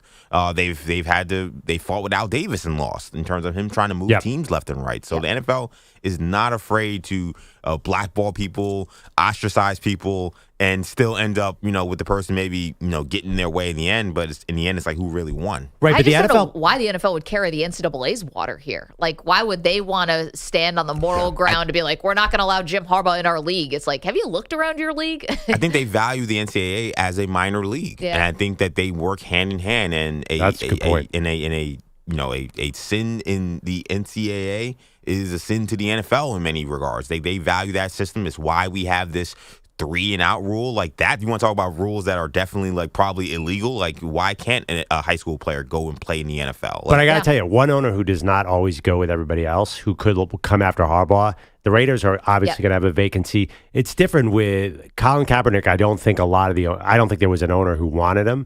I think there's going to be an owner who wants Jim Harbaugh. And Goodell works for the owners. And I know that Mark Davis and Goodell clash all the time. But I think one owner could break free and say, I want this guy. See, I think it could be a Mark Davis type if he has the stomach to do that, or it could be like a legacy team like the Bears, who, Bears, Steelers, New York Giants, these guys have been in the same family that have owned these teams basically since the inception, I think have pretty good relationships with Goodell. The Bears are in somewhat of turmoil. Their owner just died, right? So actually, I don't know how solid they are. Yeah, I just think every situation is a little different. EJ, you're probably right. They're going to ban him. He's going to sue and get a lot of money. And it's funny because Pat Fitzgerald, who got fired at Northwestern, and Mel Tucker, who got fired at Michigan State, they might get over $50 million in their lawsuit. So these teams, to make a scandal go away, if they fire Harbaugh, he'll probably be due whatever that 5-year contract was. He'll probably win that in court too. You just can't break a contract because of sign stealing. Man, these details. So you got ball boys allegedly stealing signs during games from the opponents, which is, a no-no. You also have maybe Connor Stallions at totally different Big Ten games. Just completely different Big Ten games, the ones that Michigan had nothing to do with to scout future opponents. Probably a no-no. I would imagine. I don't know. There's no rule of that. Who would think, okay, you can't have your scouts scout for another team against Ohio State. And by the way, the rivalry here, the Michigan-Ohio State rivalry, anyone who questions this is the best rivalry in sports, the fact that Michigan would put their scouts, and we know it's Ohio State, can we just say that, would put their scouts on these other Big Ten teams, this is great. I can't wait. This game, when they play later on in the season, I think it's in Michigan this year, it's going to be the best game of the year. I hate to source guess, but when we found the detail that the entire Jim Harbaugh scandal happened because some third-party investigator was snooping around Michigan, I'm like, who's the rich Ohio State booster that is footing the bill for this thing? Again, hate to source guess, but can we just get a list of the richest Ohio State boosters? Like LeBron James fronting the money for this? I mean, maybe it would be this year it'd be a Penn State booster, but obviously after the Penn State lost to Ohio State, it was a Buckeye. It was a famous Buckeye, no doubt. I don't even know who their richest donor is, but I would check that guy. Or a bunch of Ohio State players in the NFL pooled their money and said, let's investigate Michigan. I'm tired of these 2 losses in a row. We got to get the law involved. All of a sudden, we have C.J. Stroud just starting a text thread. Oh, my gosh. Yeah, get just the receivers alone. Could you get Olave and Garrett Wilson on the rookie contracts? This again, reality is killing fiction. There's no way if you wrote a screenplay about college football and you said, okay, you walked in a room and said, I'm going to have a scout who's going to go on the sideline, illegally scout, and then the ball boys are going to steal side. All of this sounds like beyond belief. Jim Harbaugh, just the guts that he has to break the rules like this, I give him credit. I mean, you have to admit, it is not a lot of people would even try this kind of stuff. Not to this degree. Right, not the way they're doing. I think he looks lame. I don't. It is lame. I don't give him credit. I think like you're supposed to be Jim Harbaugh. You coach in the NFL. Like you're supposed to bring an X and O's level that was going to be beyond these other college coaches. And your strategy is to send some ex-Marine on the sidelines of other teams. Like I don't like. I find this super corny. I think he was. I find it was desperate. I think he was desperate. I think it was desperate losing as well. to Urban Meyer year after year and losing to Ohio State. And I know the fan base was upset. I remember talking to former Michigan receiver Amani Toomer about this. I mean, they wanted Harbaugh out. And, alumni was getting a little restless. And I think to me, it looks totally desperate. Well, I view these college football coaches a little differently than you guys. To me, they are characters. And this just adds to the Jim Harbaugh character much more than anything he's ever done before. So as from a content standpoint and as a fan of the sport, this is great. I think it just makes all these games much more watchable the rest of the season. Coming up, we will pick out some Halloween costumes for our favorite college football head coaches, including Jim. 855-2124-CBS, 855-2124-2227. We want to hear from you about the latest twists and turns on this scandal. Do you think Jim Harbaugh has your opinion changed of him as a head coach? Now we get more and more and more details. I mean, he was already kind of a complicated dude, but like EJ said, do you find this lame? I think it's desperate. Perloff loves it. This is a Michigan man right here. Love it.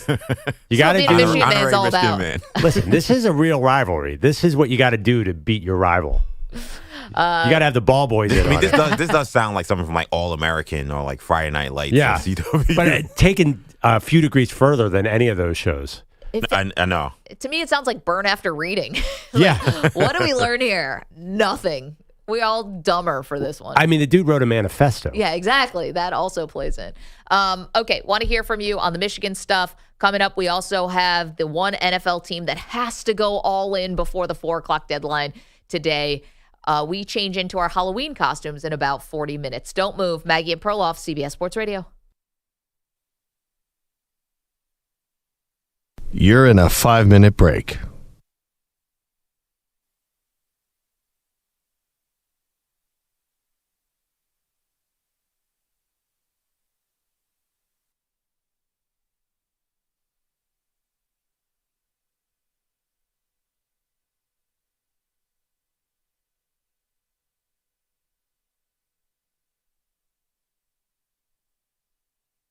Four minutes, 30 seconds remaining.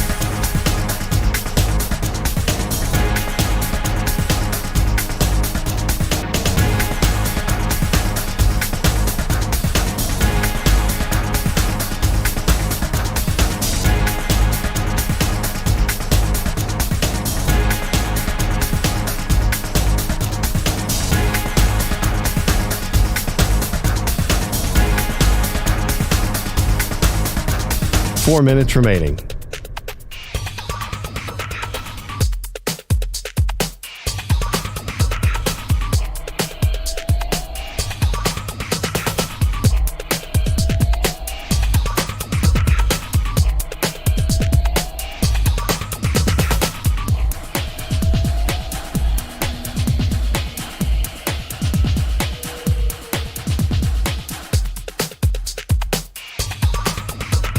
Three minutes, 30 seconds remaining.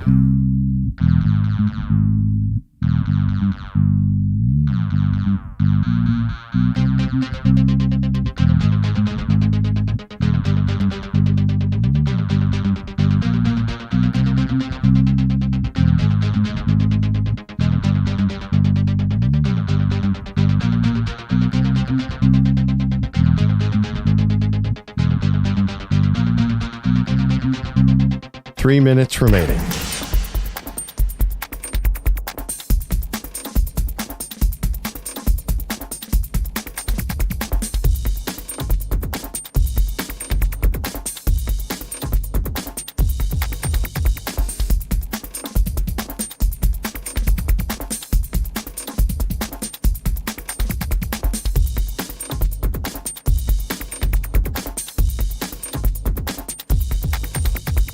Two minutes, 30 seconds remaining.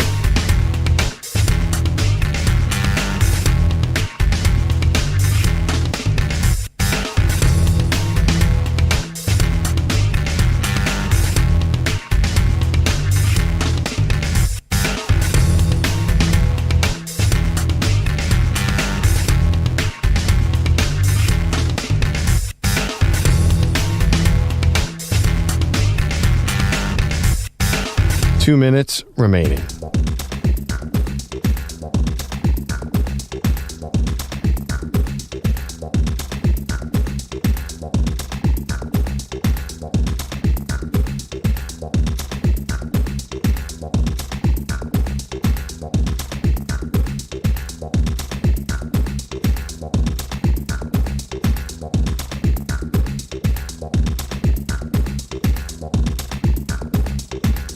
One minute, 30 seconds remaining.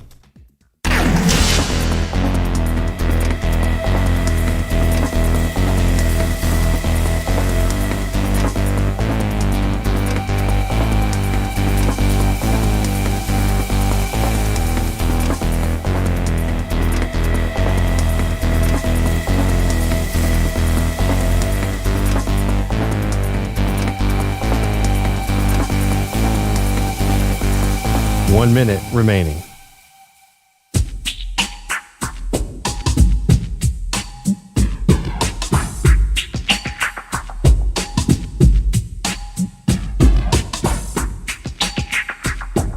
$45 seconds remaining.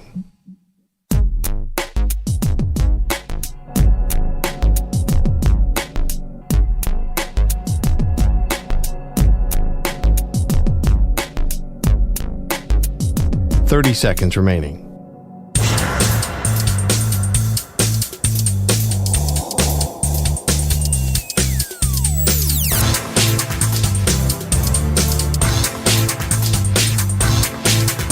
$15 seconds.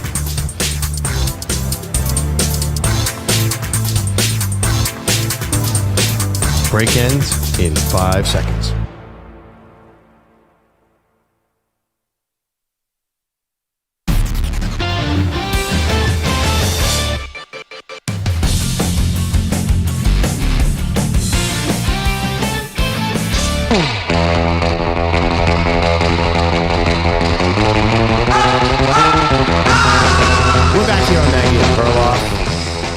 I say if you're going to beat a rival, you have to go all out, and Jim Harbaugh is my kind of coach. Sign that man to that extension.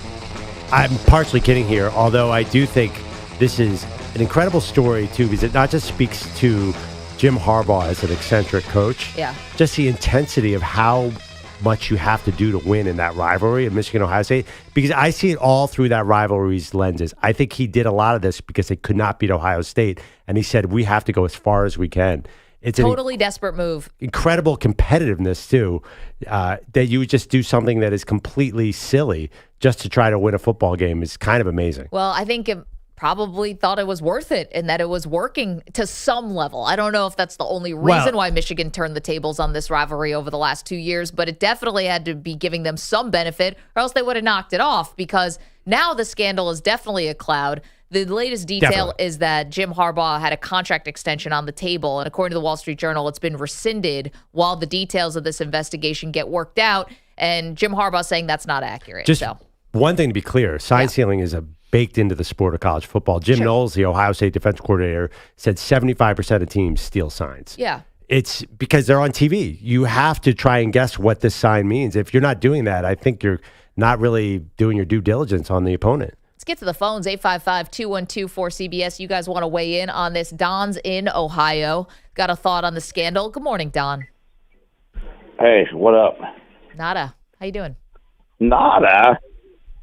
Man, when they play the Buckeyes, this is going to be something else, because back in 87, somebody from Michigan stole Brutus's uniform, and they found it in a dumpster.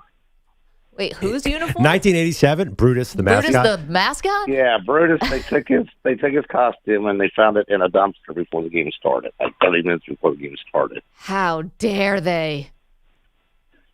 Not Brutus, the Not best mascot in the country, along with the best damn band. That's a low blow, Don. I can hear Dave now. It's always been Ohio versus the world. It always has been. We are a damn tough team.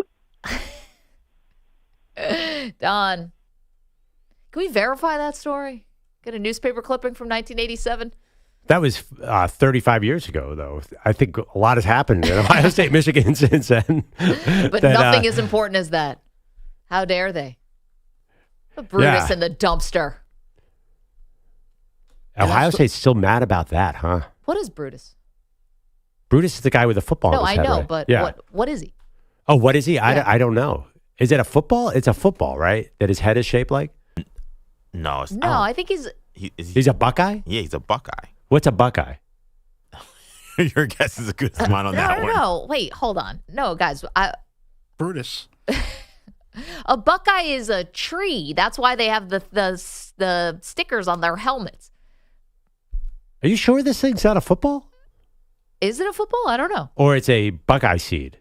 I thought it's a Buckeye seed. You're right. That's got to be what it is. How have we worked in sports for this long and never got to the bottom of what?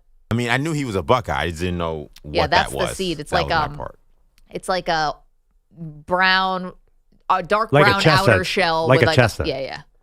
It is. No, but a Buckeye is definitely a tree. We got to the bottom. And you know of what a Buckeye seed looks like? I just Googled it. Okay. That's definitely it. Sports. Big Dave's in Kentucky. Good morning, Dave. How are you? Damn, we're just not getting around to investigating the mascot uniform theft from 1987 in Ohio. I mean, hell. And the NCAA's really been sleeping on that one. Way to do their jobs, bureaucrats. Dave, I thought you'd call in yesterday about your boy Will Levis throwing 4 touchdowns. How about that? I know, man. He looked great. I mean, he really did. I mean, that's kind of what folks expected to see when he was here. But, I think his injury when he was here had a big impact on his final season. And I think, he's very mobile for his size. And we didn't utilize him his senior year. And I think part of it was because of the injury. And I think part of it was probably because they were trying to protect him. Back to Harbaugh, Michigan. Yeah. I'm going to go against the grain here on this. See what I did there, McLovin. Love it. It's trademarked. Listen, love it. Yeah. Dave's allowed. Yeah, thank you. I think people would be shocked if they knew how much of this went on in college athletics. I mean, just like, let's go back to the good old days prior to NIL and all that. You guys do you really think that premium athletes weren't being paid by some of these universities? I think in this case with Harbaugh, you guys are right. I mean, he started kicking Ohio State's ass, and somebody put the spotlight on him. They put a hit on him. They put a proverbial hit on Harbaugh. I think this type of stuff goes on all the time. But you know what? Listen, here's the important thing. I think we're missing out on a marketing opportunity here. I'm researching this right now, maybe T-shirts, and that all these, like, you guys have the section where the bleep is Aaron Rodgers. Yeah. So you do where the bleep is Jim Harbaugh. Yeah. And it's like one episode you have him dressed up like as a hot dog vendor at Purdue. Yes. And then actually sweeping the locker room, at Penn State, that type of thing. But listen, I could see him as a Rutgers cheerleader. Exactly. You never know where he's going to pop up next.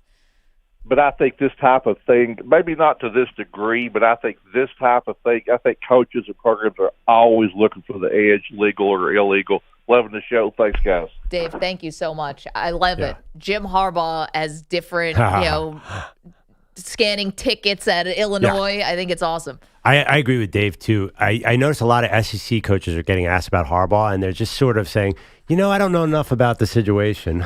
That's weird that you're not going to call out another coach for sign stealing. No, they all deflected and say, see, this is why we should have the, helmets. The helmet, yes. Being able to communicate in the helmets, and nobody's actually addressing the actual sign stealing details. If you're doing it at Michigan, you don't think every single SEC school that's good is doing anything they can do to get an edge. And the sport has a rich history of absolute lying. I mean, the whole sport's based on a lie by not paying players. So lying is so easy for these people. I think a lot of the edges come, maybe not with this Connor Stallions, advanced scouting. I think it's probably disgruntled coaches who share information because either they felt like they were passed over, they were wronged by somebody, they were fired by a different program. Think of there's 100 coaches per team, and somebody has to feel like they were wronged at some point. 100%. And I think that's where a lot of the info sharing comes from. Yeah, I mean, the Astros came, Mike Fears, the pitcher, said something to The Athletic. Was he mad at the team? Every scandal, that's what you got to be careful. I think I'm learning more about. You think about how am I going to sort of stop a scandal from getting out of control? I actually am a little scared that I might all of a sudden be walking along the street and then bang in the back of the head if I know too much. You don't want to know anything. Yeah. You feel like you and I have mutually assured destruction, though, because what you know, I know. What I know, you know. You and I are in this thing together. I think so. I might know too much, and you might need to get me out of the way. That's what I'm a little worried about. I have no idea what you're talking about. Andrew Bogusch is here with headlines. Hey, Maggie. You look great today, as always. Thanks for being here. Yeah, I have the show. I have some texts that are going to get me killed by Maggie. And I'm saving all of them.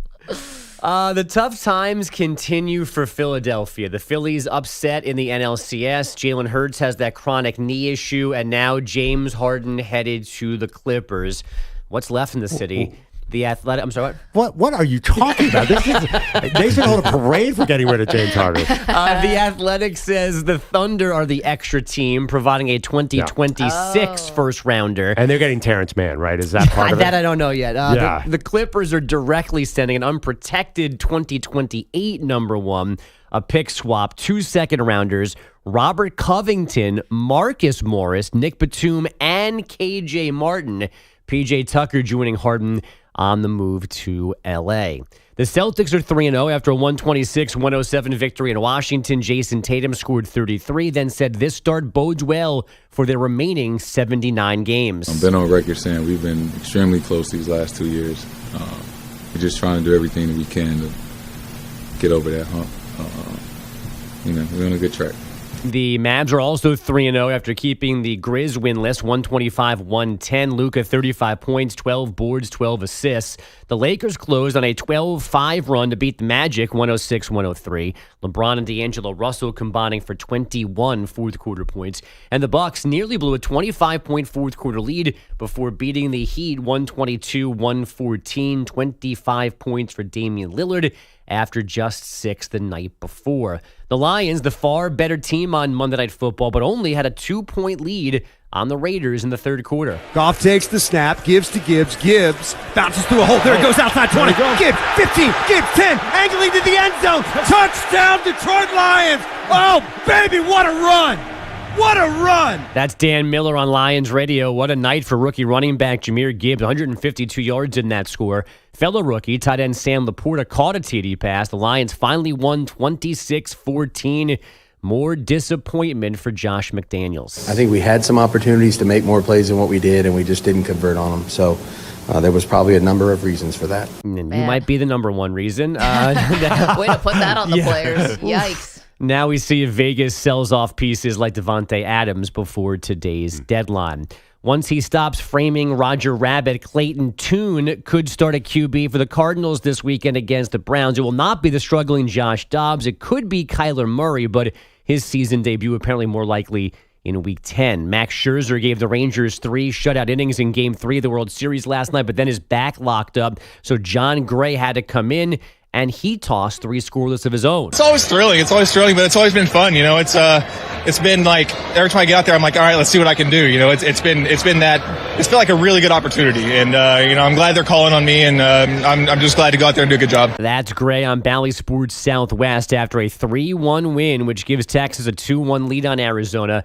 Those Ranger runs all came in the third. A Marcus Semien RBI single, followed by Corey Seager's 2-run homer. But in addition to Scherzer, the Rangers also saw Adolis Garcia hurt his left side on a swing late in the game. He went to the hospital for an MRI. Iowa has decided that offensive coordinator Brian Ferentz can finish this season, but then he's done. Nepotism be damned.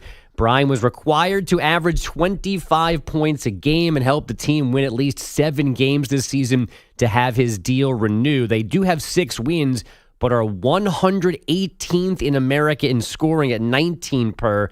They're also last in FBS in yards per game. Has anyone ever had a clause like that in their contract, let alone the coach's son? But, like, I've never heard. It's so embarrassing. I always thought it was fake. Like, I always thought they were putting the clause in, like, hey, guys, for the fan base, like, to get them off their back, say, hey, if he doesn't score this many points, he's going to be fired. And then at the end of the year, they'd be like, just kidding. Yeah. It turns out they might really fire him. In the age of everybody scoring and throwing the ball everywhere, they can't score points, they gain yards. They had to put that clause in, and then they can't even fire him. You can finish the year, but then you don't come back. Yeah, they right. still couldn't go, Brian, you need to leave. So that 118 number, that's a drastic improvement from where they were last year, right? I think it is. I don't Not think drastic. I last. think it is improving. But there's only like 120 teams that play Division No, I know. I it's crazy they keep sending all these tight ends to the NFL. It's like amazing. And they're all good pass catchers, which is the irony. There was a lot on Twitter last night. Yeah. Why aren't you firing him now? I don't actually see that issue. What's the difference if he coached? I was not going anywhere this year, and he's Kirk Ferentz's son. Yeah. I wasn't that mad that they didn't fire him now. Again, I always thought this was fake, like a joke. Like, Yeah. we're going to put this in here, we'll placate the fan base, and then, of course, he's going to be back. I think you can only get away with this kind of thing in a small town, honestly. Like, I think you couldn't do this in a bigger town, a bigger city. Like, I think there are too many people that would have caused issues. I think that small fan base is the only people who know or care about Brian Ferentz and know who he is. So Kirk clearly wanted him there and his family. So they kind of came to some medium game that this was allowed. But I kind of feel bad for the Iowa fans because if this was Miami, I would be going crazy. Well, right now, but they did fire him. I mean, this was a good night for Iowa fans because now he's gone. So but he's been there for like 7 years. I know, finally they ripped the Band-Aid off after 7 years. I guess that's not. I mean, it takes a decade to learn your lesson. It's definitely a day to celebrate for Iowa because now they're moving on. I mean, you can't Who get do you worse. think he's going to replace him with? Someone who's all of a sudden going to be like, let's unload him. His nephew. Well, I mean, could he be any worse? I guess he'd let's go wait. from back to 120. It can always be worse. Maybe Matt Canada will do that job after the Steelers. MLS postseason, the Seattle Sounders began their best of 3 with FC Dallas with a 2-0 home win. Dallas now winless in its last 18 in Seattle. And on ice, the Rangers go 5-0 on a road trip with a 3-2 OT win in Winnipeg. Guys, back to you. Andrew Bogish, thank you so much. Got a lot more to do, including we will be changing into our Halloween costumes at the top of the hour, so I have no idea what EJ and Perloff are changing into. Pete will also be in his costume, which I can guarantee is going to look great, and I will be in mine as well. Bogish, you getting dressed up today? Sure. You dressed up as an update guy? Yeah, exactly. Yeah. A newsman. Yeah. You look like one. Yeah, I'm Bill Butel, Dan Jennings, Peter Jennings today. How about you dress up as a Philadelphia Actually, fan? I'm dressed like you. I'm Perloff. Yeah. Why do you dress like a Philadelphia fan, like a winner? For Wish I once? stab somebody? What do I do? No, like He doesn't want to eat horse poop. It's really not. Punch Santa? How does that? Yeah, you could try to be negative, but this is a day where they got rid of James Harden. They're probably going to add an all-pro pass rusher. This is a good day for Philadelphia sports, and Great. you can't ruin it. You guys Bogus. need it. Which team should be going all in before 4 o'clock's trade deadline? We've got that for you. Thank you, Andrew Bogusch. We're back in a minute. Don't move. Maggie and Perloff, CBS Sports Radio. You're in a 5-minute break. Whoa. Okay. Score. Let me see it. That was... Whoa. Okay. Score. Let me see it. That was... Whoa. Okay. Score. Let me see it. That was... Whoa. Okay. Score. Let me see it. That was... Whoa. Okay. Score. Let me see it. That was...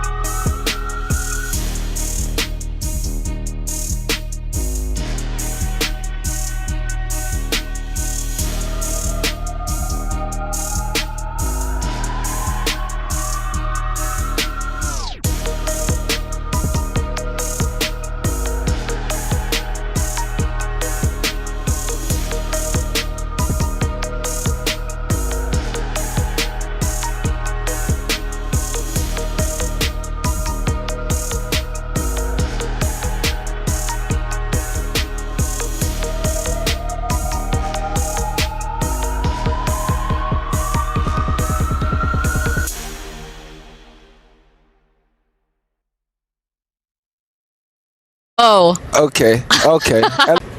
Score. This is Jack Stern with your AI Sports Minute. So DA wants me out?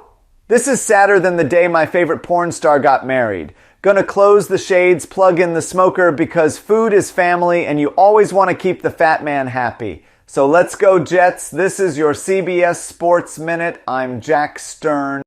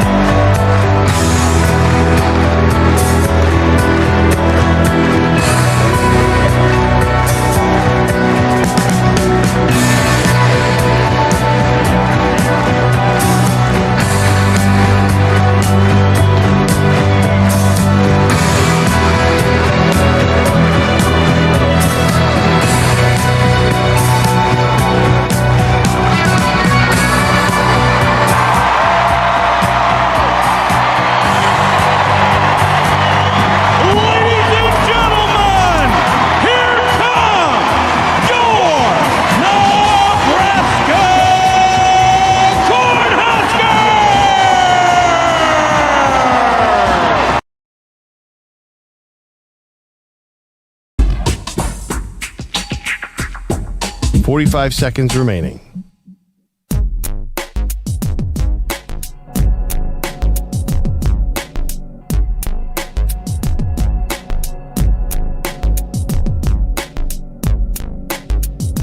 30 seconds remaining.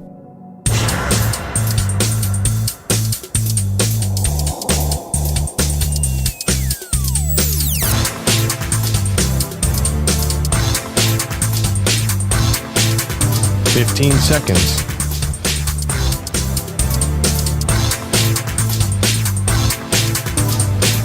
Break ends in 5 seconds.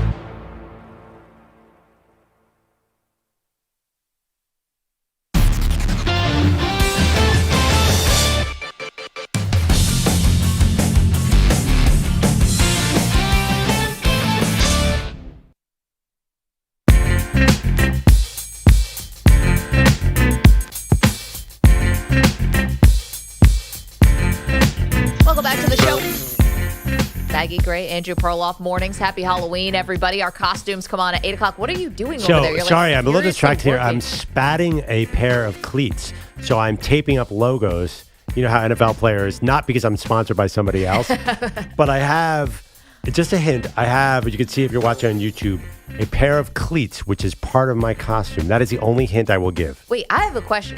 You own a pair of cleats? For what purpose? What are you talking about? What purpose? You never know when a pickup soccer game's going to break out, Maggie. You play soccer? Since when? Oh, that's another hint, by the way. These are not football cleats. These are soccer cleats. Bum, bum, bum. That's going to be your costume? You're going to be, I don't know. I think I know where he's going here. You have, trust me, EJ, you have no idea. You have no idea. We all know where you're going. Really? I think I know where EJ is going. I think, actually, I sort of know. You tweeted out a flag last night. Yeah. What flag was that? It was a French flag. Yeah, French. I know exactly where you're going to be. I thought so too. And honestly, it's spectacular. Well, any hints for you, Maggie? Maybe you and I think EJ is going to be something different. I think EJ is going to be something contemporary. Or do you think it's from history? I think it's going to be 14 years ago. Okay. Maybe I think it's circa 18 now. years ago. All right. None of us know. Oh, okay. No, you're right. I totally screwed up. I thought you were going to be a moment in sports history, maybe the greatest moment in sports history. No. I think EJ's doing something a little closer to home. A little closer French to the flag. Show. Okay, well, we're going to find out at the top of the hour. We will find out soon enough. Let's get to the NFL because trade deadline, 4 o'clock Eastern time. Some teams who I would be disappointed if they don't go all in today and try to make a move. I think it probably goes without saying, because I am a Bills fan, I would be massively disappointed if they don't make a move here. The season's teetering on the brink here. You lost 3 different Pro Bowlers on the defensive side. What more do you need? What more evidence do you need? You're in your window right now. You need something to turn the season around and get back on the right track in terms of the defense. It's obvious to me that the Bills have to go all in. But spell it out. What exactly do you want? If you had a shopping list for the Bills. I mean, Jalen Johnson seems to be the number 1 cornerback who's available. Last night, he was given permission by the Bears to seek a trade. I don't know. Is he good? Great. Go get him. There's a player named Frankie Louvu who's been linked to the Bills. So I know him. He had a dominant Sunday for the Panthers. He's their best player, arguably. So now I don't think you're going to get him. I think the Bills need to replace Milano. That's their number 1 need. And I haven't heard of any linebackers. There's no Roquan Smith out there. I don't even know if he plays the same position. But I don't know that there's a perfect answer there. I don't know. I would rather have a corner, someone on the back end. I know the Bills have trouble stopping the run, so you definitely want some kind of linebacker situation also. But right now, a middle linebacker situation, I would say corner. I think if that's possible, I would do it. I think the Bills go without saying. My other team who I think should be in here to make something happen is definitely the Dallas Cowboys. I mean, Jerry's been tiptoeing around it and dancing around it here. You could use help on the offensive side in terms of getting another pass catcher. It's CeeDee Lamb right now. I know they went in for Brandon Cooks in the offseason, but Cooks is not the same guy. I feel like you're putting a lot of resources into that wide receiver room. You have Gallup, too, and you paid Tony Pollard this year. I'm not sure that's what's going to submarine the Cowboys if something is. I'll take another running back if I'm the Cowboys also. I mean, and that shouldn't be anything that's too hard to get. Right. It's funny. I look at the Cowboys, and the personnel is not the issue with me. I'm more worried about the coaching. I'm not sure it matters who you add. The defensive coaching is great. I just worry about Mike McCarthy. I'm not sure that's the spot where I see adding a player makes a difference. Who do you think should add? So San Francisco, last year added McCaffrey and changed their season. This year, the defense is a problem. But where do they have holes? Okay. So basically, if you watch on Sunday, Aiden Hutchinson destroyed his man on every. I'm sorry, Nick Bosa destroyed. That's funny, I messed it up. Nick Bosa destroyed his man on every play. Had 8 pressures in the first half. He now leads the league in pressures. Yeah. Opposite him, he's flushing out the quarterback, and there's nobody as athletic as him who can get to the quarterback. So if they add another superstar pass rusher, then it's going to be a vice, and they're going to. Where's the superstar pass well, rushers Danielle on the Hunter. market? Okay. Gosh, I mean, he will go in division, but if Aaron Donald can be pried loose, obviously Montez Sweat and Chase Young are on the trade market. A lot of people are linking Chase Young or Montez Sweat, the Commanders, to young defensive ends who have to get paid. I don't know where San Francisco gets this money. That is a mystery to me. Yeah, they've got money this year, but not next year. But you can always fudge that. The other one is teams have figured out go after their cornerback Travarius Ward and stay away from Lenore. So if they want a cornerback too. But the Eagles and the Niners seem like the 2 all-in teams around the league. The Eagles just make trade after trade, and the Niners last year with McCaffrey. So to me, that's the number 1 team that has to make a deal. The Chiefs are interesting. Now, I think their defense has played unbelievable this year. Nick Bolton is one of their stars, is hurt. I think they could add a pass rusher too. Because can you imagine with all the attention that goes to Chris Jones, what if you had another superstar? Then they could all of a sudden transform into this great defensive team. And that seems like a tough formula to beat. Well, yeah, especially because on the offense, listen, you're never really worried about the offense because it's Mahomes and Andy Reid, and as long as Kelsey is there. But listen, it's probably a one-off, but I mean, Denver definitely figured something out. Yeah, Davante Adams, if he can be had, I don't think the Raiders would trade him in division. A big guy like that who can be a sure target for Mahomes besides Kelsey. Because if you're playing against the Chiefs, what's the first thing you're going to do? You're going to try to stop Travis Kelsey. After that, I know, but nobody can because he doesn't run routes. That's a problem. Like that's the thing. That's what the broadcast is always telling you. Like that's not even a route. What he just did right there. He's just running around the field. Like how are you supposed to stop that? I think Sky Moore's drop against the Broncos was interesting because he's been criticized a lot. Maybe they need another wide receiver in that rotation, but they have 5 or 6 young guys. Maybe they mix in. I worry. I love the trade deadline that nothing's going to happen today. There's a chance that because of the contracts that teams are not going to want to go in. Say Chase Young or Montez Sweat. Can the Niners trade for that guy and then give him a $100 million contract like the Dolphins did last year with Bradley Chubb? I mean, you always can. I don't know. It's not like you're prohibited, and you also have a little bit of time to work it out. The Ravens did the same thing with Roquan Smith, where they traded for him and made him the highest paid linebacker in the league. There already was a trade. We should mention the Seattle Seahawks brought in Leonard Williams, who, listen, the Giants are doing nothing this year. And Leonard Williams, I believe he's in the last year of his deal, but he's not in line for like another big payday. He got the big payday from the Giants. Yeah, but the Giants got a pretty good pick for that. A second-round pick.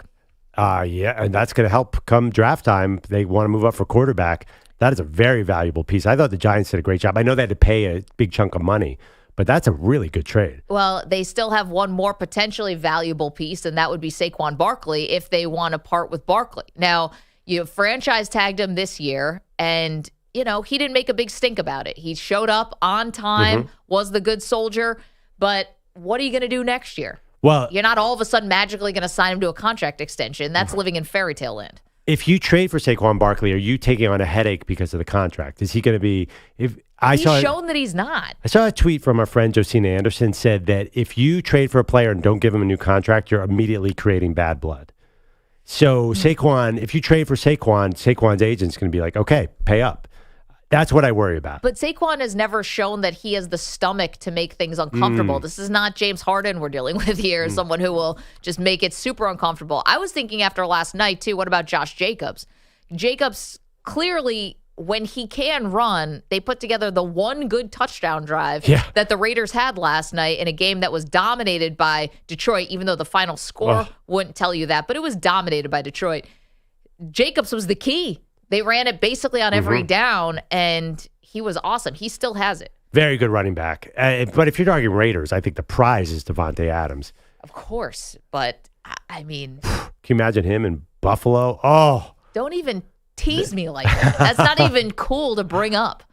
Actually, the Eagles have great wide receivers, so that's one team that doesn't even. Chiefs would love a guy like that. That's almost like that would be almost illegal. I would want the league to look into all of a sudden the Raiders trade their best wide receiver into a division rival to the one dynasty that we might have right Sounds now. like it's going to be this offseason. Not going to happen now. All right, coming up, get our costumes on here, youtube.com/CBS Sports Radio, twitch.tv/CBS Sports Radio. Also, an epic back and forth between Dabo Swinney and a caller into the coach's radio show. Wild stuff. We'll play that.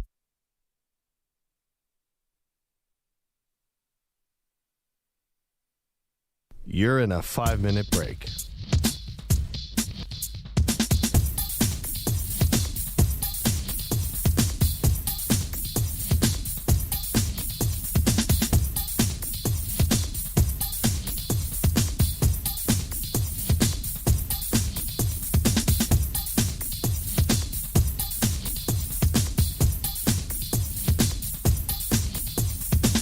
Four minutes, 30 seconds remaining.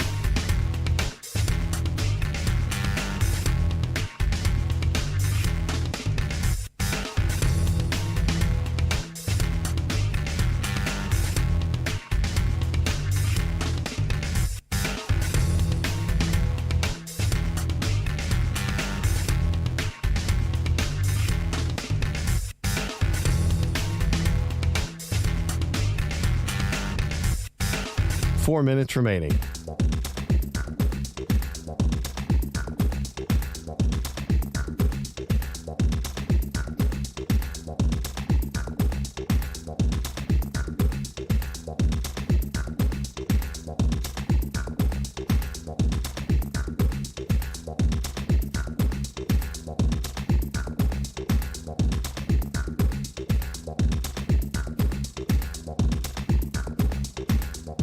Three minutes, 30 seconds remaining.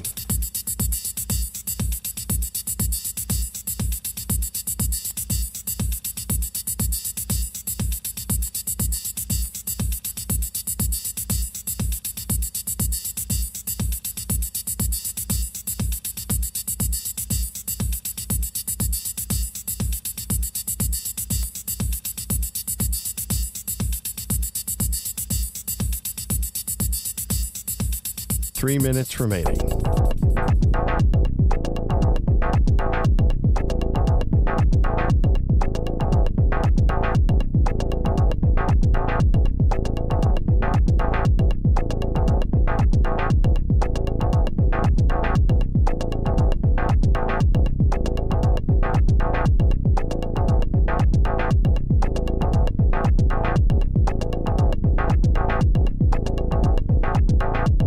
Two minutes, 30 seconds remaining.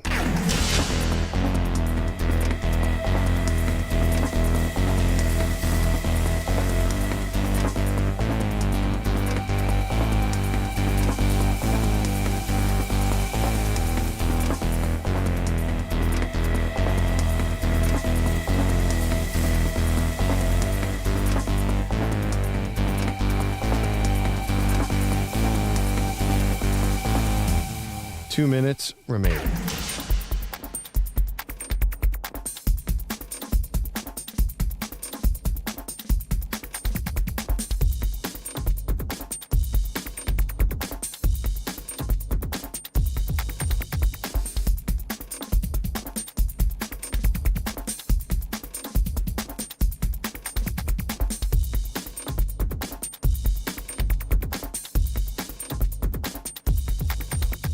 One minute, 30 seconds remaining.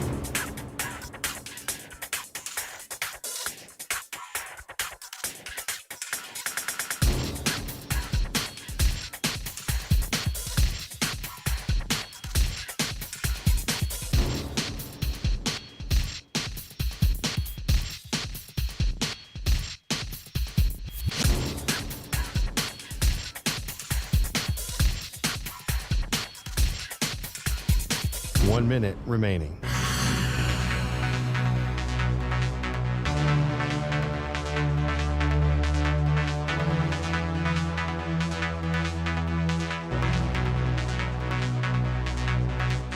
45 seconds remaining.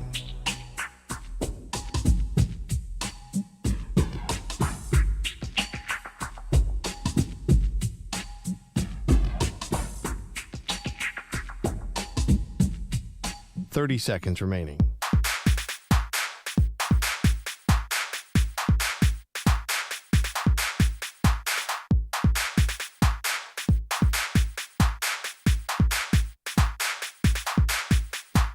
Seconds.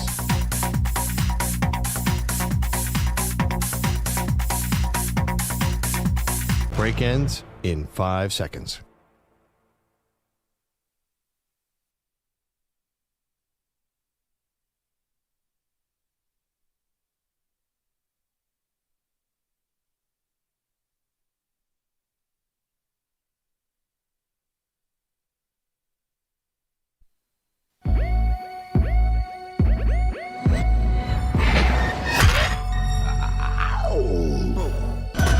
He's been on the TB12 method since he was 6.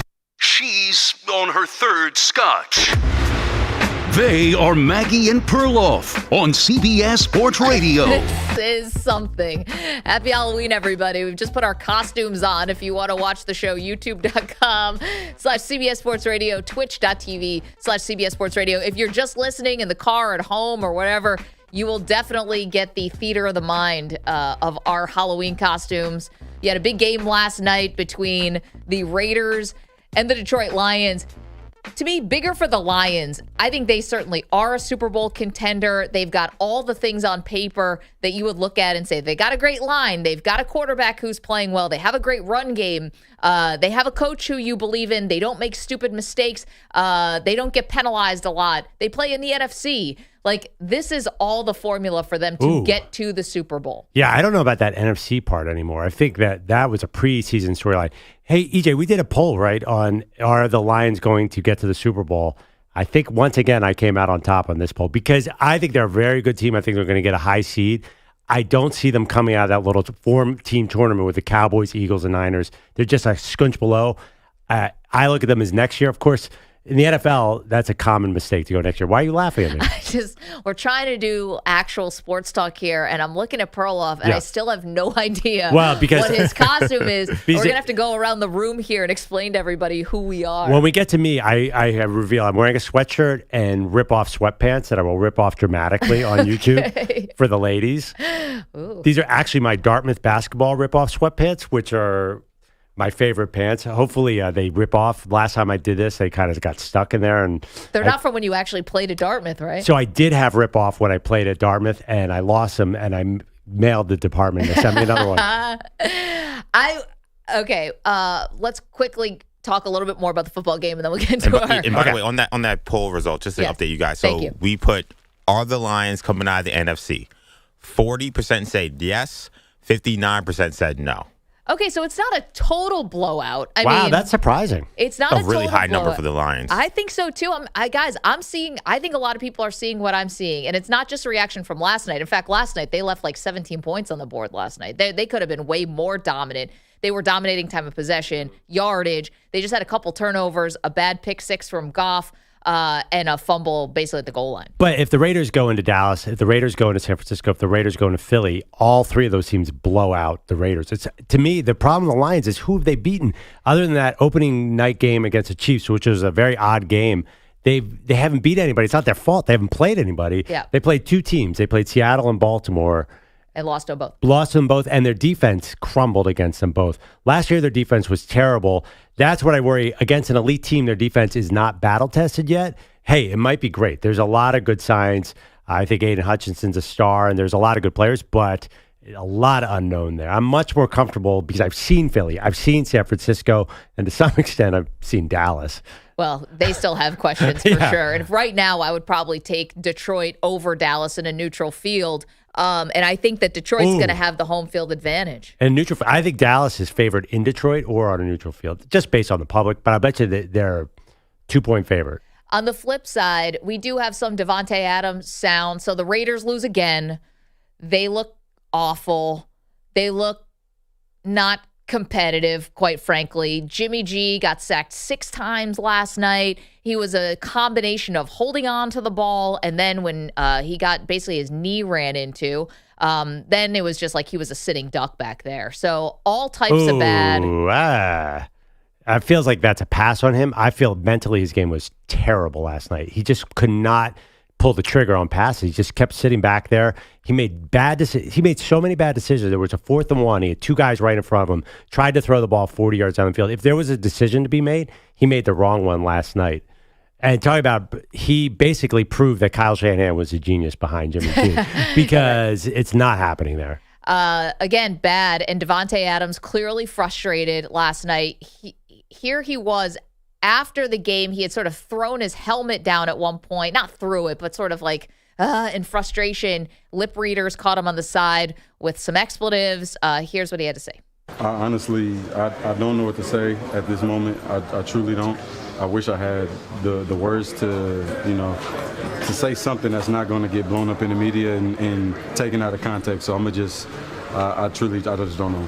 Yeah, I mean, not a time for nuance, but here's the numbers tell the story. He had 7 targets, 1 reception for 11 yards. We're talking about Davante Adams. 1 reception, 11 yards, and you'd want to credit the Lions defense for this, but some of them were just bad throws from Jimmy Garoppolo. Oh, 100%. Obviously Davante Adams has had 2 drops in the last 2 weeks, which were uncharacteristic, but I think he's so frustrated. If you get him with a real team, a real quarterback, a real coach, I think he bounces right back. That one at the end was just, the cornerback got completely confused, ran away from Davante Adams like he was kryptonite. Any quarterback in the league could have hit him for that touchdown. I could have hit him. There was no one within 30 yards of him. That was the most brazen mistake the Raiders have made, and I think it's just going to get worse. So he's going to get past today's trade deadline. What's the rest of the season going to look like for him? Is he just going to be cursing and throwing his helmet down? It's going to be a lost season, and we'll talk more about the implications of that for Davante Adams long term. Perloff asking an interesting question about maybe future Hall of Fame candidacy? So 6-time Pro Bowler, that's sort of borderline Hall of Fame. This could sink him because I think he needed a year like last year to prove he can do it with any quarterback, and I don't know. Okay, so that's what's going on with the game, and you're welcome to call in at 855-212-4CBS. If you want to watch, we just put our Halloween costumes on. EJ I got immediately. It was so not what I was thinking about.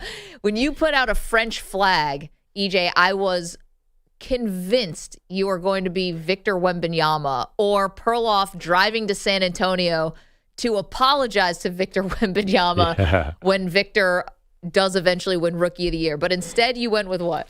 So I am, and you're on the Twitch chat, I do have flippers on with my yellow hat and yellow raincoat. I am Pierre Escargot. And if anybody knows anything about me, love sports, love superheroes, but I love 90s Nick just as much as those things.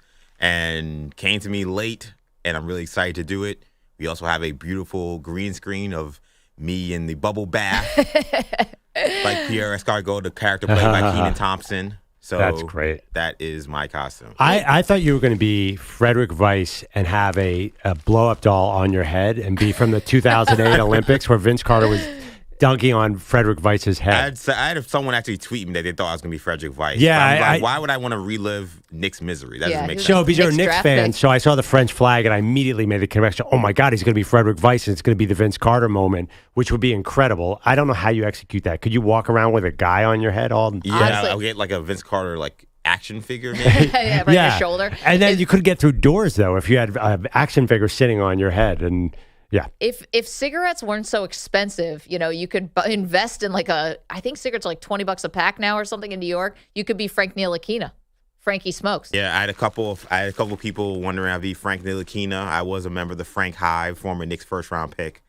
But no, I went off the beaten path. I went away from sports here. I love it. Introduced a new love to the Weedos and the coffee drinkers. I love it. That was the show All That, right? That Pierre Escargot? Yeah, Pierre Escargot. He would come on, he'd speak French, he'd say something ridiculous as he was teaching the children about how to speak French. Yeah. And it was be all Kenan wrong. Thompson. Yeah. It'd be all terrible French, all wrong. It'd be something like, don't put spaghetti in my grandmother's brassiere. That was basically Kenan Thompson's character in that sketch. It was amazing. Yes. Pete, you have gone to Monsters, Inc. for your costume. Yes, inspired by my son. He's a big Monsters, Inc. fan, so the family is going to be Monsters, Inc. I am Sully, so is my wife, and our little daughter is going to be Boo. And Timmy, my son, is going to be, what was that character? I forgot the character. Whoever he's going to be. Can't help you there. Him.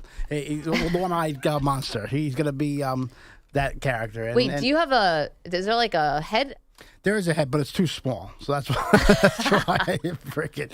But, wait, it's the adult-size costume, though. But the costume fits, and actually, I think I have it on backwards, but comfortable backwards. Could tell. So I might keep it on backwards. I don't know. I'll change it up. But we have a great friend of the show, Sully, who has a giant tattoo of Sully, the Monsters Inc. thing on his forearm. So I immediately knew who you were, even though I'm not the world's biggest Monster Inc. Yeah, I wasn't into it until my son started, I want to watch Monsters Inc. Watch Monsters Inc. So it's one of my favorite kid movies that's out there. So yeah, I am Sully. What the kids want, the kids get is the theme. Now, Perloff, we come to you. I'm 70% of the way there. Okay. Let me do mine because I think mine is pretty obvious upon seeing it. And I'll just give you a hint if you are in the car or not watching us. Do you believe now? Had to go with the Dion costume today. In the cowboy hat, I got the hater blocker shades. I got my big chain. I got my white sweatshirt here for Colorado. Did you buy them from Dion's website? These are unauthorized. Oh, okay. Those are knockoff Dion sunglasses. I bought them from a little website, this startup called Amazon. Do you feel confident wearing the Dion outfit? I feel like the sunglasses give Dion like a superpower. I've never felt like I can't lose is how I feel in this costume. Now we go to Perloff. The wig is brown. Yeah. You look like a rock star with that haircut. Okay. Like Rick Springfield or something? If anybody can guess who I am, I'm going to give you a hint. And I'll read the Sports Illustrated write-up on this. It's an athlete. Okay. So this is number 18 on their list of all-time most famous soccer players. Okay. He is the 1968 Ballon d'Or winner, the 1967-68 Footballer of the Year.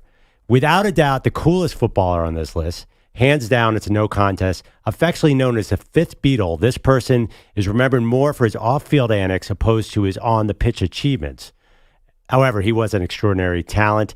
I'll give you another hint. The Belfast airport is named after him. I still don't think anyone's going to get it. I'm still the 1968 Ballon d'Or? Yes.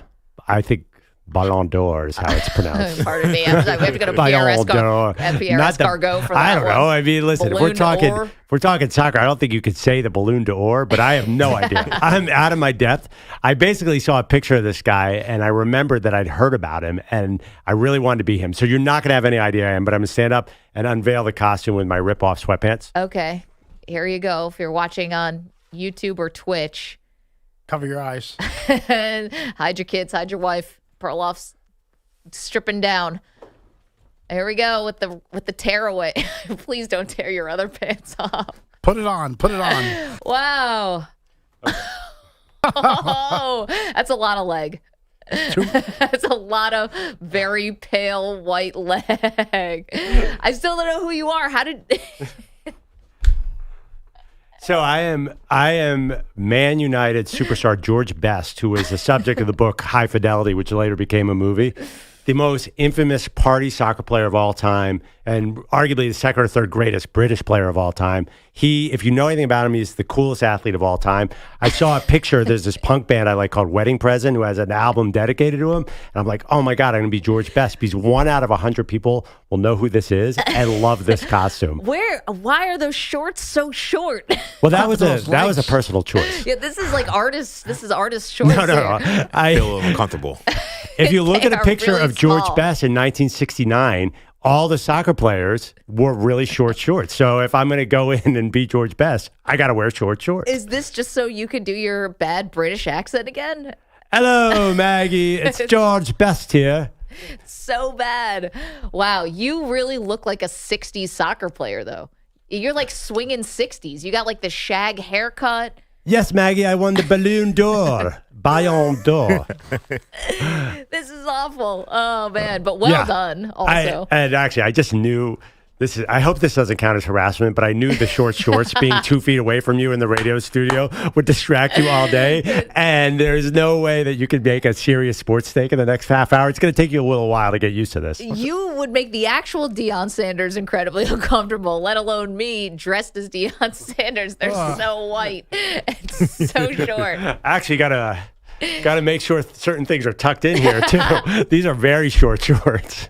I might have to adjust some things in the break. Let's just delete this so that HR never hears or sees any of this. Can Cap blur you out? This just went from a live stream to an OnlyFans, and it got real fast. I'm trying for authenticity. I might have screwed this up. Oh, it's authentic. Well done all around, everybody. I mean, props. Again, if you want to watch us, youtube.com/CBS Sports Radio, twitch.tv/CBS Sports Radio. Perloff has gone 60s sexy footballer. Little did you know. I didn't have an opportunity. I should have gone to a tanning salon because you're right. There's a lot of white leg here. You haven't seen the sun in years. Well, this is November.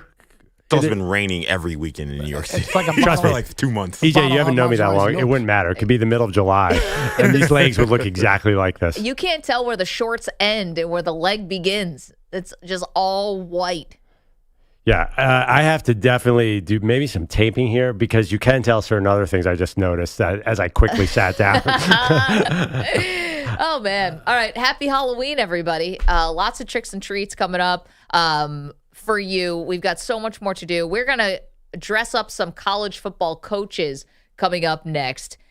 What is the perfect Halloween costume for the likes of Dabo Swinney and Nick Saban and Lincoln Riley and more? We'll get to that. Wow. We went for it today. I'm proud of us. The analytics said go, and we did it.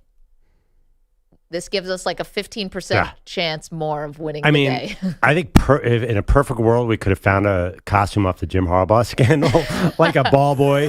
But binoculars. There's just it's too fast moving. There's a new angle every day. So I actually thought about that. Then I just said, you know what? I can't keep track.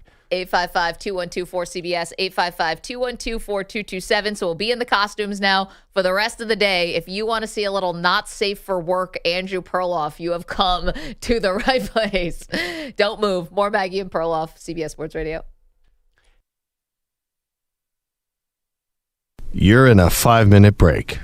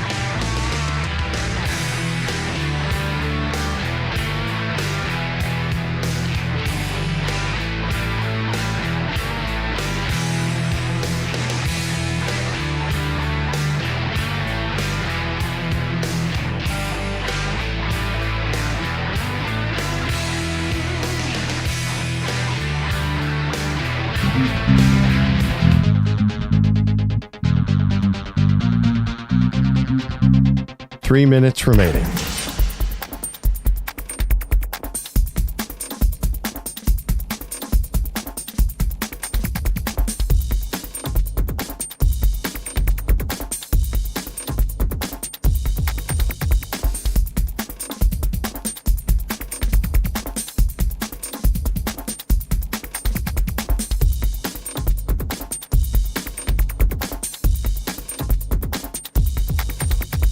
Two minutes, 30 seconds remaining.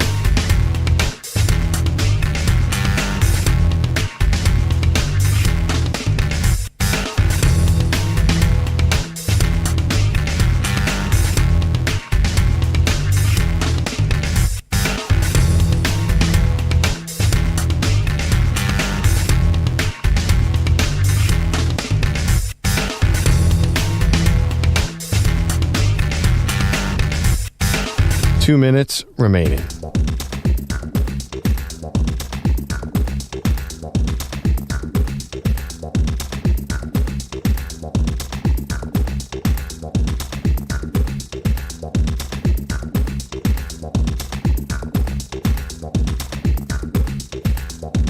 Ready? Okay, ready. This is Andrew Perloff with an Odyssey Sports Minute. This is Andrew Perloff with a CBS Sports Minute.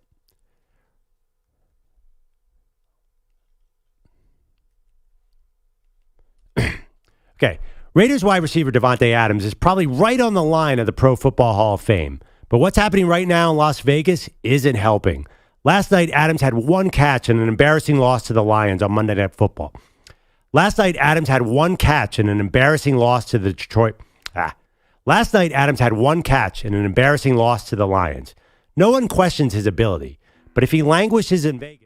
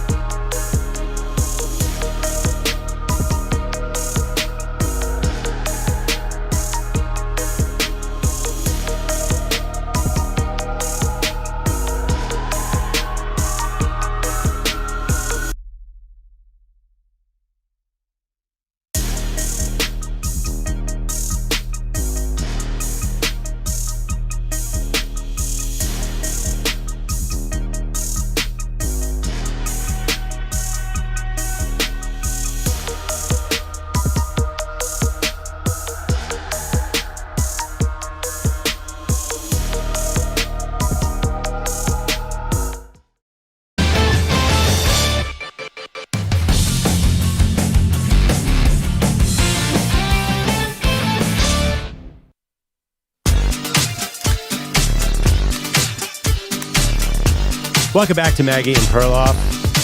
I hope Legal's not watching today's show. I am wearing short shorts as part of a costume. Everyone seems to be afraid of me. Very afraid. They're white. They're short. They're a costume by someone we think you may have made up. He's the number 18 most famous soccer player in the history of the world. He's more famous than anybody we're talking about today. I don't know. I'm going to have to take your word for it. George Best we're talking about, Real by the way. person. Yeah. You are a soccer fan? Real person wore better shorts, though. Passed recently, sadly. Had kind of a tragic life. No, he didn't. They wore such short shorts back in the day. But I will not stand over your shoulder again, Andrew. I saw how uncomfortable you were. Once is about 6 times too Maggie, many. Yeah, you're lucky those are dark sunglasses because you don't want to see this. When Perloff ripped off the tearaway pants, for a second I was like, what are you, some kind of Thunder Down Under? What are we getting here? Is this some kind of striptease? How do you think I pay for college, Maggie? Like, what happened? And by the way, you can donate to our OnlyFans, which is now our live stream. Feel free to leave Perloff a virtual $1. I was a sexy professor in college. That's how I paid my way through. Okay, before Bogish gets to headlines, let's give out some Halloween costumes and give Halloween costumes to some college football coaches because it is Halloween. We want to start here with a guy who's been in the news, and that's Jim Harbaugh from the University of Michigan. If I'm dressing up Jim Harbaugh, the perfect Halloween costume, a Mike Ditka as the coach of the Bears costume because he's going to be the next Bears head coach. I don't believe the NFL would be able to keep him out, even if the NCAA is going to come down with some kind of punishment. Give him the mustache, give him the glasses, the Dinka sweater, the Bears sweater. That's Jim Harbaugh this season. I went in the same exact direction, but I said Rob Lowe in the NFL hat. Just Jim Harbaugh with the word NFL on a hat, saying it doesn't matter where it is as long as it's not college football. So we went in the same direction. All right, what's next? Okay. Next one is going to be Alabama head coach Nick Saban. Okay, I'll go first here. So Nick Saban, this is a very complicated thing, but he actually unveils it on College Game Day. It is a big LSU-Alabama game, but instead of a guy walks up, an older gentleman with an elephant head picking Alabama, but it's not Lee Corso. It is Nick Saban under the elephant head. He's going to be the new Corso on game day moving forward. Oh, I like that, and I believe that's probably true. To me, Saban is the Undertaker. You think they might be dead. You think they might be having a down season. You think that Alabama could be out after they lost to Texas. No way. I think Alabama is still squarely in the mix for the college football playoff. I think they will be in the college football playoff despite issues at quarterback a little bit. He is the Undertaker from the WWE rising again. Love it. I can't see Nick Saban pulling off that costume. That'd be a wild scene. Just wait. All right, who's next? Okay, the next is USC head coach Lincoln Riley. Now, for me, yes. Oh, no, go ahead. Lincoln Riley, to me, the perfect costume for him is to be a Ken doll. The movie Barbie is really in the news. Ken, because Ken has a beach house, he's got a convertible, and he's got no D. And that is USC's Lincoln Riley. It's funny. Wait. He's got a beach house? How do we know anatomically correct, no defense. How does Ken have no D? Have you seen a Ken doll? Ask Hasbro. Oh, okay. Oh. There's no defense and there's no D on the call. No D. Got it. Yeah. Okay. Mine makes even less sense than that. I think Lincoln Riley. It made total sense. Lincoln Riley should walk around the facility, put on a white Ole Miss visor, and be Lane Kiffin. Just because I think Lane Kiffin's a great costume and he can pull it off. Now, I understand Lane Kiffin at USC had a bad departure. I feel like Lincoln Riley's headed down that road. So Lane Kiffin would make perfect sense, and he could pull it off. Just sitting at the airport. Yeah. Where'd everybody go? Okay, last one, Dabo Swinney. Okay, for me, this is maybe a local thing. I don't know if everybody knows him, but Dabo apparently is very interested in the radio industry. So I think he just buys a black hair wig, puts a small pillow under her thing. Mike Francesa. Because Dabo loves arguing with callers, apparently. New York sports radio legend Francesa. Sorry, Meg. I know you have a mixed history with that man, but I think Dabo could pull it off. Judge me by my enemies. I think for Dabo, I think he should dress as an Amish person. Because an Amish person lives in the modern day, has access to all the modern conveniences of life, but chooses not to use them. This is Dabo has access to the transfer portal. He chooses not to use it. You don't have to be churning butter. You don't have to be driving in a buggy. We've got cars. We've got supermarkets. Dabo chooses to do things the hard way. He should dress as an Amish person. I like it, except I don't really want Dabo calling into the show and yelling at you. So I also don't want Dabo making my shoe fly pie. They do phenomenally. I don't know how good a cook he is. Yeah. We'll find out. Yes, you got another one. Well, Deion, we couldn't figure out Deion because I was going to say Deion has to be Deion Sanders. Yes. Because the thought of him being anyone else is just impossible. I can't imagine who he would ever dress up and as. This is going to sound mean, but Deion's ego is so big, I think he could dress up as Deion Sanders and think this is a costume. Well, dress up half and half. Dress up as a baseball player, Deion, and as a football player, Deion. There you go. So that's some Halloween costumes for college football coaches. We've been talking about this. Dabo Swinney goes back and forth with a caller from his coach's radio show. So we have the call first. Let's play the call. I believe it's a guy named Tyler who calls into the coach's show. Appreciate everything you said, Coach Swinney. It sounds a whole lot like Tommy Bowden. And I'll tell you one thing, Tommy Bowden didn't make the same amount of money as you do. You make $11.5 million a year. That's second in college football, if I'm not mistaken. I'm curious, why that salary has led to a 4-4. Wow. That is the most brutal sports call I've ever heard. Who has the guts to call into Dabo Swinney's show and say that? To me, I'm actually proud of that guy. Although, or is that way over the line? Well, first of all, it's easy to be, I don't know if that person would ever say it to Dabo's face. I mean, saying it on the radio is probably the safest place to say it. That's 1,000 times more gutsy than saying it on Twitter. On Twitter, everyone says it. Yeah, Twitter, no one cares. I don't know, to say it on radio to a sitting coach, a legendary coach, I'm not saying that guy was right, but that is pretty gutsy. It is very gutsy. It's not something you usually hear where you're calling out the salary of the coach. Now, let's hear part of the response. Can we please use clip number 2, please? This is Dabo, part of his response to this caller. What's happened at Clemson is we've won so much that even when it used to be the fun's in the winning, now even when you win, people like you complain and criticize the coaches and question everything. People like you, all right, when I hired Tony Elliott to be the offensive coordinator who never called a play in his life, I'm sure you were critical then. All right, and he took us to 2 national championships. People like you who just love to destroy people with your comments. That was part of Dabo. He also said that the caller and the radio show, they're part of the problem. Let's hear clip 1. I've listened to enough of you, Tyler. Listen, you can have all your opinions that you want. All right, I don't know how old you are. Don't really care. All right, but let me tell you something. We won 11 games last year, and you're part of the problem, to be honest with you, because that is part of the problem. It's people like you that all you do is the appreciation, the expectation is greater than the appreciation, and that's the problem. Yeah.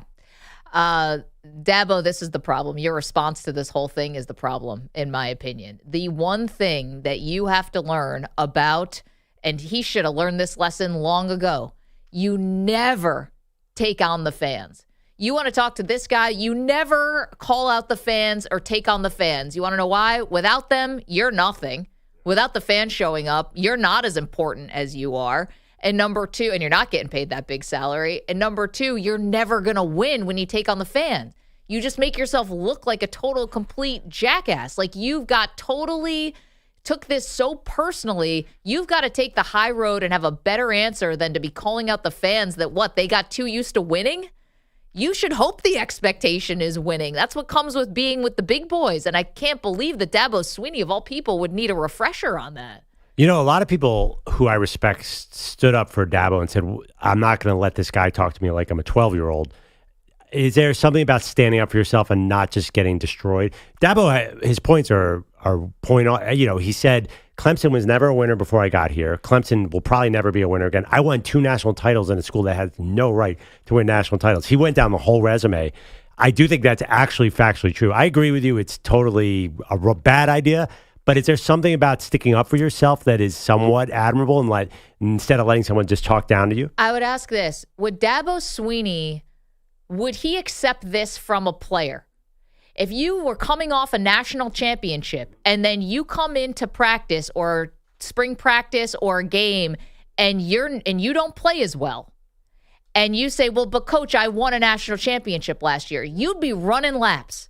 Or worse, if you rested on your laurels from what your resume was a year ago as a player and tried to bring that BS to a coach. He would never allow it. So why would he try to go down the resume? Yeah. That's exactly what you're doing. It's like you got to realize if you're coaching that you are and you set the expectation of national championship and you're getting paid like a national champion, then of course people are going to expect you to be in the college football playoff year after year. Is it fair? No. But if it's not fair, then, get out of the profession.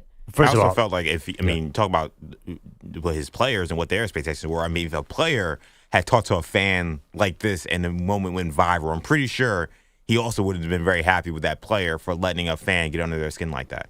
One thing about Dabo, though, he is he's the player coach. Nobody loves their players more than Clemson loves Dabo Swinney, and he would not yell at Trevor Lawrence. I just want Trevor Lawrence. Trevor Lawrence could have walked in and said anything he wanted. That's the reason why he's got $11 million. Yeah, I know. And Deshaun. Yeah, I mean Dabo's a complicated coach because everyone outside the building has mixed feelings about Dabo. He's very polarizing, but inside that facility, he is beloved. And why? Because he wins. No, because he connects with players. He really does. I mean, ask Trevor Lawrence about Dabo Swinney, and you get a completely different view of the person. Okay, now, I agree he's totally wrong here, but I think people criticize Dabo because a lot of people don't like his politics. And I but think, this has nothing to do with that. Yeah, I mean, we're not bringing that into it. I think that it's easy when you have Trevor Lawrence and Deshaun Watson and you're beating Alabama and you're winning national championship games, well, then everything's easy to figure out at that point. That's just. But how did he get them there? That's what he's saying. Like, why would those guys go to Clemson? Because they probably wanted to play for him. But here's the thing. It's like now you're in that upper echelon of coaches. Welcome to the expectation. And he's saying that they have no appreciation. Like, that's not what we're talking about when you're sitting here during this season. We have plenty of time to appreciate the totality of Dabo Swinney. They'll build a statue for you because clearly that's what you want, to just be treated like a god or whatever. But in the moment, when you're losing games, you could be using the transfer portal. You're choosing not to do that. There's plenty of valid criticism here. Dude, you got to have a way classier response than that. Way classier and way above the fray. You can't get down into the muck with a guy who's calling in to talk to your sports talk radio. I love sports talk radio callers, but I'm also not the head coach of a college football program. I mean, you say that, but nothing's going to happen here. Dabo I think has a lifetime job there, and I also would not count it out when Saban's gone. I mean, Dabo would make sense. If he's like, I can't do anything more here at Clemson, I just go down the road to Tuscaloosa. So as bad as this is, and it's totally classy, I do think, this isn't a robust media market. I think he could get away with this. Fair or not, he could definitely get away with it. What do you think a 4-4 season at Alabama would be like from the fans? If you think that Clemson, you're getting criticism, what do you think would happen if you're 500 at Alabama? They're going to be ready to run you out of town. And it's interesting in these comments. One of the cuts we have, I think he says, I'll go somewhere else where there is gratitude or whatever. Like he even kind of threw the tea leaf out there that, hey, if I got to keep dealing with this, then maybe I will leave. And any other job he gets is going to get even more intense, be more of a pressure cooker than coaching at Clemson. I wouldn't think there's a second job. I mean, it's Alabama or bust for him. Like he's staying at Clemson forever unless Alabama comes open. He did not sound like a guy that wanted to be at Clemson forever. But he's not going to go to A&M. I would say beyond being an emergency room doctor or something like that, or a teacher, name me the person who's getting constantly appreciated in the moment at all times, even if you're not living up to the expectation. Like, I don't know why he would think that he should get a lifetime pass now for criticism.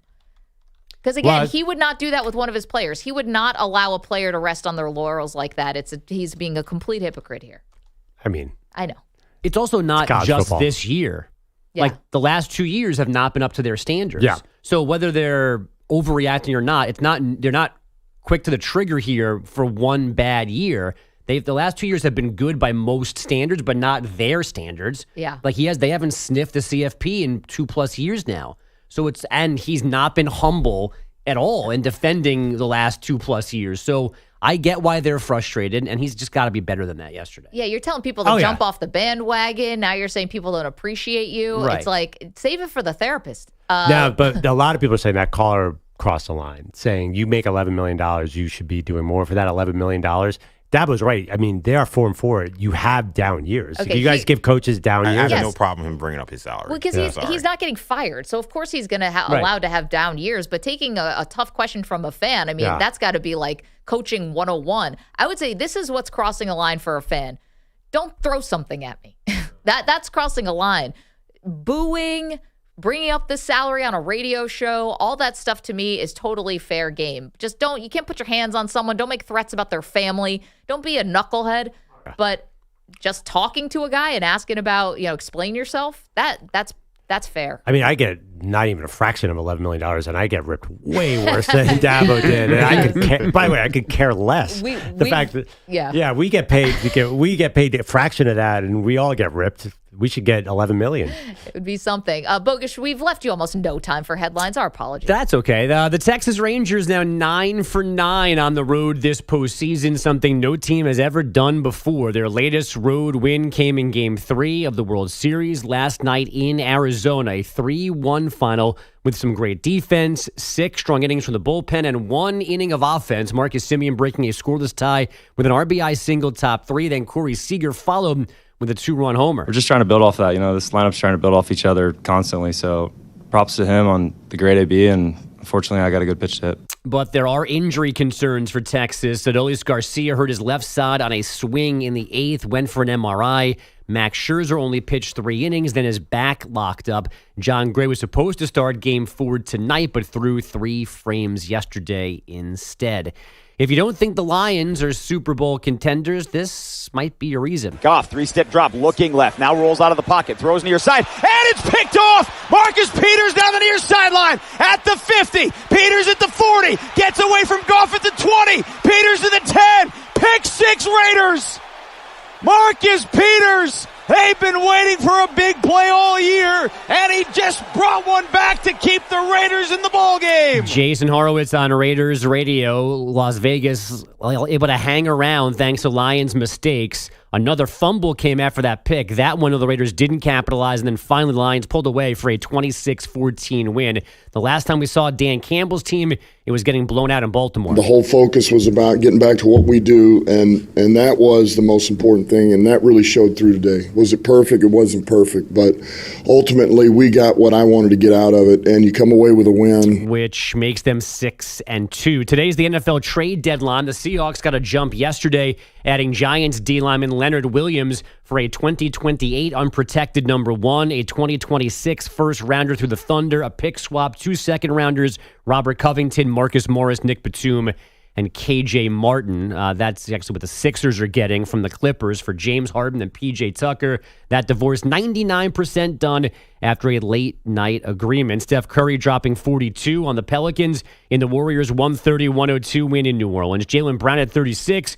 In the Celtics, 126-107 win in Washington, and Nikola Jokic still bored, 27 points, 10 rebounds, 11 assists. In the Nuggets, 110-102 decision over the Jazz. Denver somehow is 4-0. Guys, back to you. Bogusch, thank you so much. In the chat, youtube.com/CBS Sports Radio or twitch.tv/CBS Sports Radio if you want to see our awesome Halloween costumes today. Fishing, not catching, said Maggie. Looks like I could be Jerry Jones' long-lost daughter. No, you do have a little bit of that vibe. Then again, Dion could also be part of the Jones family. He kind of acts like he is. Definitely. I got my Dion hat, my Dion sunglasses, got my Dion chain. Do you believe that? I am a little disappointed in EJ. Why? His costume is amazing. It's awesome. But I was sure you're going to be a French NBA player, including, I thought he might go for Nicolas Batum, who was part of this trade last night, just to be on top of the current events.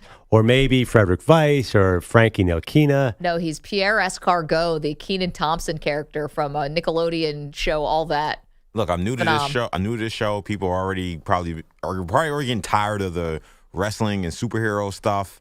So they already know, obviously, I love sports and I love basketball. But I was like, let's give them something a little different. And again, I love it. I love 90s Nick, and Kenan Thompson's one of my favorite actors, comedians. And they didn't have a costume for the 18th best French player in the NBA history. Yeah, I don't know how anyone would dress up as Nicolas Batum exactly. I don't think his jersey's on NBAstore.com. No, you got to make that yourself. Yeah. I mean, if you were going to be Evan Fournier or Nicolas Batum, who would you want to be? Not Evan Fournier. Evan Fournier. Don't Google that. Perloff wins the day. No. Perloff wins the day. Wait, I think I left something over by Bogusch's desk here. Shorts that short and that white. He should lose the day for that. It's not even that they're short. They're like so unstructured. They're like, unstructured is a great way to put them. Honestly, who knew that Perloff not only owned the shorts? Where is HR? Do we have HR? You got to blur this out. Loaded question. How do I get over it? The soccer shin guards and the cleats. These are actually just long socks. I don't have shin guards. I need shin guards. Me too. Bogusch was about to hit me, I think. I think Bogusch needs just a shield. Okay, coming up, we do have the latest on one big question. Yeah, good. Do a tease here. That'll. Wow. What's on the list? You're awfully red. Next to just police. attacked. The possible. This was the best story we heard from back in the day. This one is awesome. It's going to get your day going in a fantastic direction. Don't move. We've got that for you next. Maggie and Perloff. You're enough.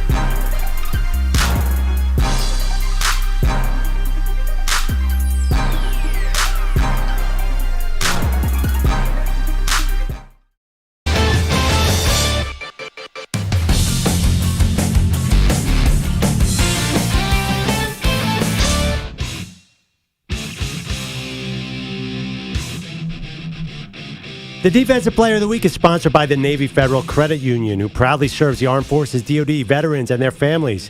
Their members are the mission. Learn more at NavyFederal.org. A lot of good choices this week. EJ, you picked the Defensive Player of the Week, right? That is correct. Yep, the pick's in. Now, it doesn't have to be any particular sport. I think college football, Travis Hunter is my guess. I was thinking about this in the break. Incredible plays, Colorado. Kept them in the UCLA game. And, by the way, I have a hot take. He should just play cornerback because he's spectacular at that position. EJ was singing the praises of Max Crosby before the show. Now, it comes at a loss, but that's because the Raiders are bad, not because Max Crosby is bad. So I think even in a losing effort, I think EJ went with Max Crosby. Ooh. But EJ, also a Jets fan, might have gone with Kayvon Thibodeau, who just destroyed the Jets. So that's possible. All right, who'd you go with? Good choices there. I'm going with Josh Allen, the Defensive Player of the Week of the Jacksonville Jaguars. Oh, he's fantastic. 2 sacks. He was an absolute monster in the Jaguars' 20-10 win over the Pittsburgh Steelers. Josh Allen, one of the best pass rushers in the league, and this week he is the Defensive Player of the Week. The real Defensive Player of the Week should be Bogus for that last segment. Yeah. He's playing defense on Perloff. He showed a lot of quickness there. Perloff in his costume today as a 60s footballer named George Best. George Best. Come on, Maggie. You don't want to reveal to people that you don't understand the soccer history of soccer. Anything on Broadway? Oh, that's George Benson. Yeah, sorry. I'm good. I'm comfortable with my soccer knowledge. I didn't know who won. George Best is one of the great all-time soccer players. Yeah, I mean, he is a legend. And if you were English, you would absolutely know who George Best was. I'm as far from English as humanly possible. You know what it was? Nothing about me screams England. It was the David Beckham documentary they talked about, which is amazing on Netflix. They talked about George Best, too. He was Joe Namath times 50 in England. He was a total partier, would show up at an event with a fur coat and 2 women on his arms and be the best soccer player in the world. He's everything that I wish I could have been. No, it's actually like Mike Myers' character in The Spy, Austin Powers. You have a little Austin Powers if he was going undercover as a soccer player. Gotcha. With the shag hair and everything. Gotcha. Yeah, Austin Powers villain. Yeah, Austin Powers said in the 1969, swing in London. Exactly. Kind of what I was going for. But I see what you're saying. I'm a little more like, what was the character? Oh, yeah, Austin Powers himself has this hair. Exactly. I love it. It's great. The short shorts were a must for this costume. We're going to have to blur out most of the second half of the show. Not really a must for me. Because the shorts are short, they're white, and they're tight. I'm getting to know Bilotti. I guess you're not comfortable with tightly concealed male body parts really in your vicinity? It's really more the legs. It's like a bottle of homogenized milk. Oh, boy. Okay, well, I'm not going to get fired for having pale legs. No, you won't. Do we have time to do the story between Mike Gundy and Brian Bosworth? Do we have this time? We could try. We have 2 minutes. Oh, we left ourselves no time for this. Should we just wait? Yeah, wait on that. College football is on fire right now with bizarre stories. We got Dabo yelling at people. We got Jim Harbaugh breaking rules. Now, of course, how can you go a whole season without Mike Gundy acting up? I can't believe we've gotten this far into the season without something from Gundy. But it's funny because we'll bring this to you in a little bit. But it just also is perfect because the Seahawks were just wearing their throwback uniforms, which kind of makes you think about the Boz a little bit. Yes, and it's the last Oklahoma State game, which also leads us to a story that we want to have time, the insanely bizarre ACC schedule. Yes. He just came out yesterday, and what was one of the matches? Well, we're going to do our favorite future ACC football matchup. We'll do that again. This is crazy because we left ourselves no time because we've been messing around with our Halloween costumes, but for good reason. Quickly, can we update the poll question, EJ, before we have to go to break here? We started off talking about the game from last night, which was a Lions win over the Las Vegas Raiders. I think the Lions are a Super Bowl contender. We put it out on Maggie and Pearl on Twitter. Will the Lions make it out of the NFC? What do we got so far? Yes, very interesting poll results here. So are the Lions coming out of the NFC? 42.7% say yes. 57.3% say no. There was also an additional poll question we had. How does the Michigan sign stealing scandal make Jim Harbaugh look? 26.7% say awesome, 73.3% say lame. There you go. You can go and vote. 26% said it makes them look awesome. I'd like to click on that. Did you? And I'm assuming you voted Oh, that way. Yeah. By the way, updated odds, NFC. Lions sit 4th behind the Cowboys, Niners, and Eagles. Sounds like you guys are higher on them. They got 5 on it for me. 855-212-4CBS, 855-212-4227. All right, we'll bring you the best future ACC football matchup that we could find. Also, great story, Mike Gundy talking about the Boz. Need I say more? Get to all that next. Don't move. Maggie and Perloff, CBS Sports Radio.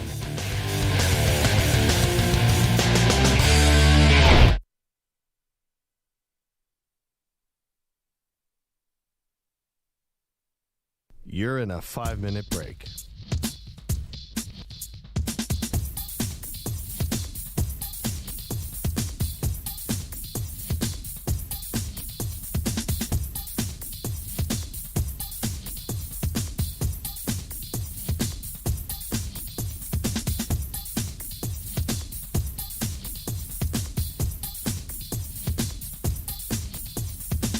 Four minutes, 30 seconds remaining.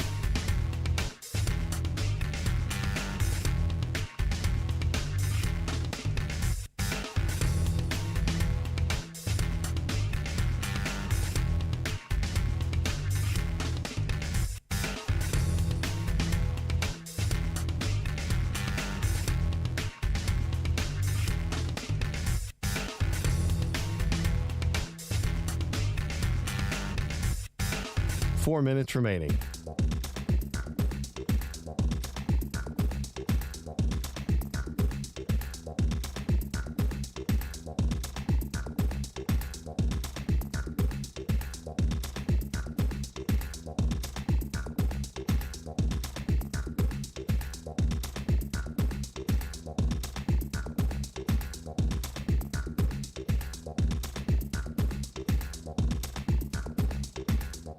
Three minutes, 30 seconds remaining.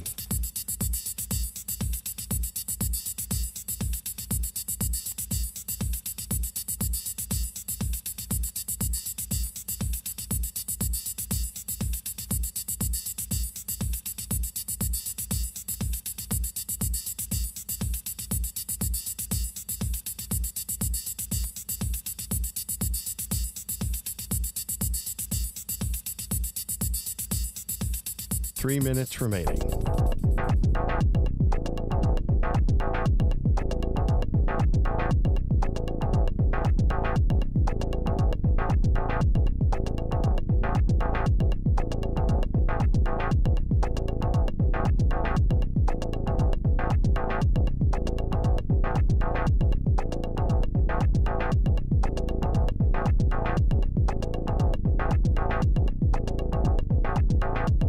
Two minutes, 30 seconds remaining.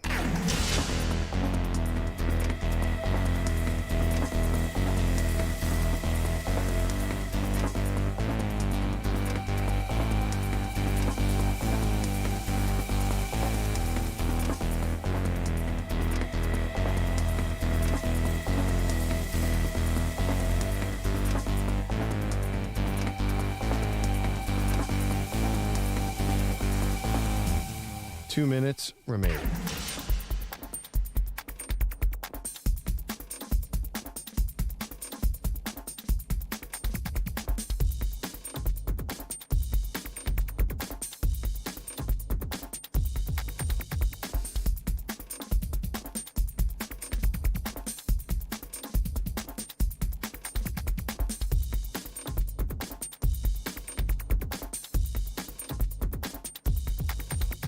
One minute, 30 seconds remaining.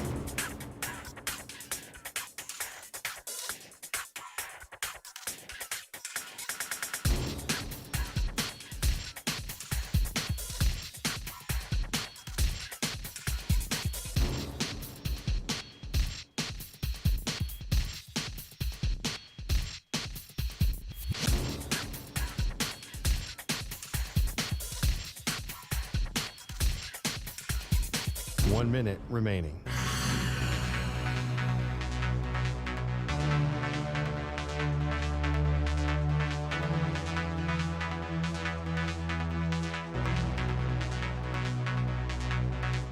45 seconds remaining.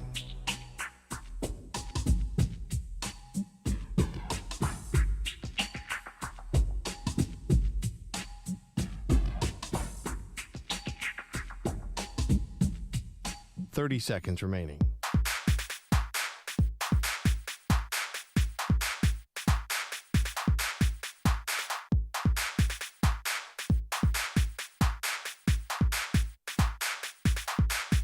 Fifteen seconds.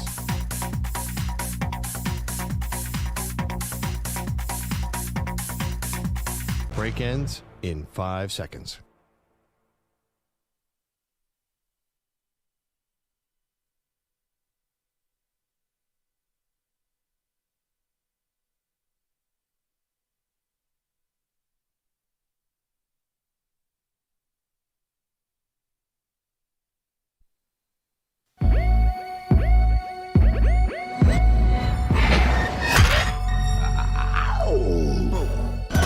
She can run the 40 faster than Tom Brady.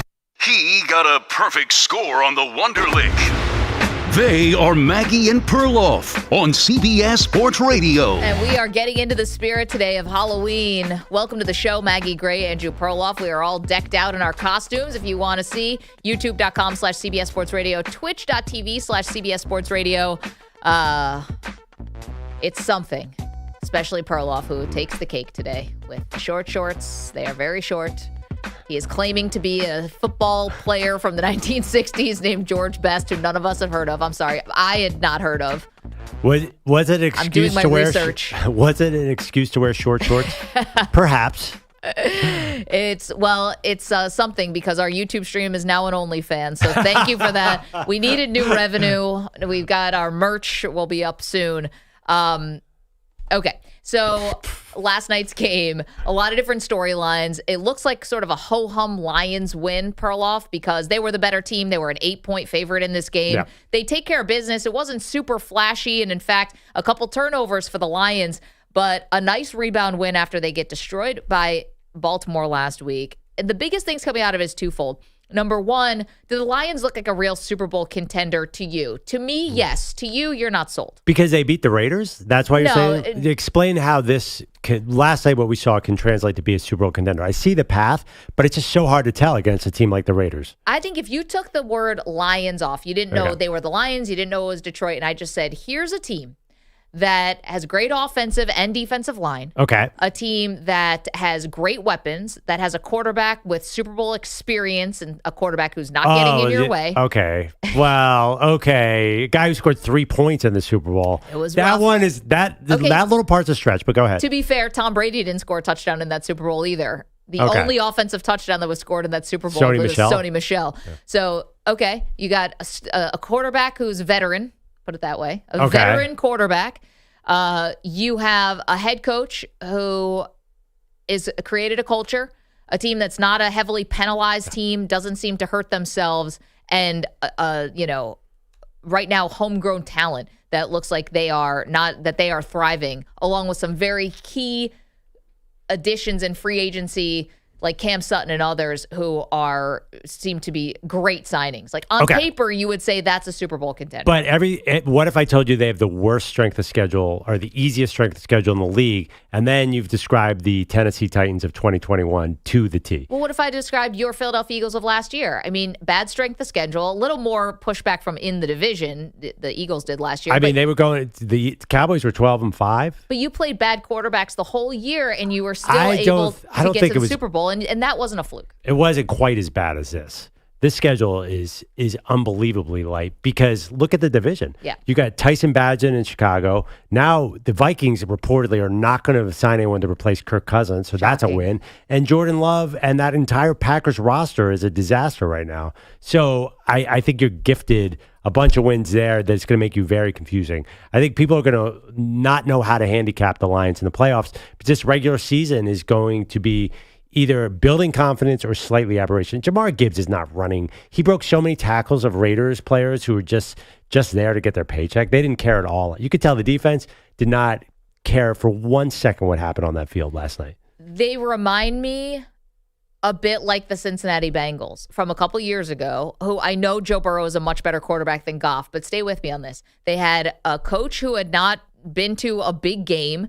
They had an up-and-coming team, and sometimes in the NFL, more than other sports, you can arrive a year early. It can happen for you. Things can break right for you, and I think they're going to have home field advantage, something that the Bengals certainly didn't have, that their run to the Super Bowl year. But still, you can do this in the NFL, and you can arrive a year ahead of schedule. Yeah, you're right. That it's a good analogy. I think the Burrow-Goff difference Although I get it. Goff's playing outstanding football. Let's not disregard the way he's running that offense. I just think it feels a year away to me because I put them up in my mind against Philadelphia, San Francisco, and Dallas in the playoffs. I think all three of those teams are a major challenge for the Lions. So the Lions is one part of the piece from last night. The other part of the piece is the Raiders, but that's really not – the Raiders are a mess. It's Davante Adams and his future with the Raiders. Now, the trade deadline is at 4 o'clock Eastern time, Perloff, but Davante Adams has tried to play this thing kind of down the middle.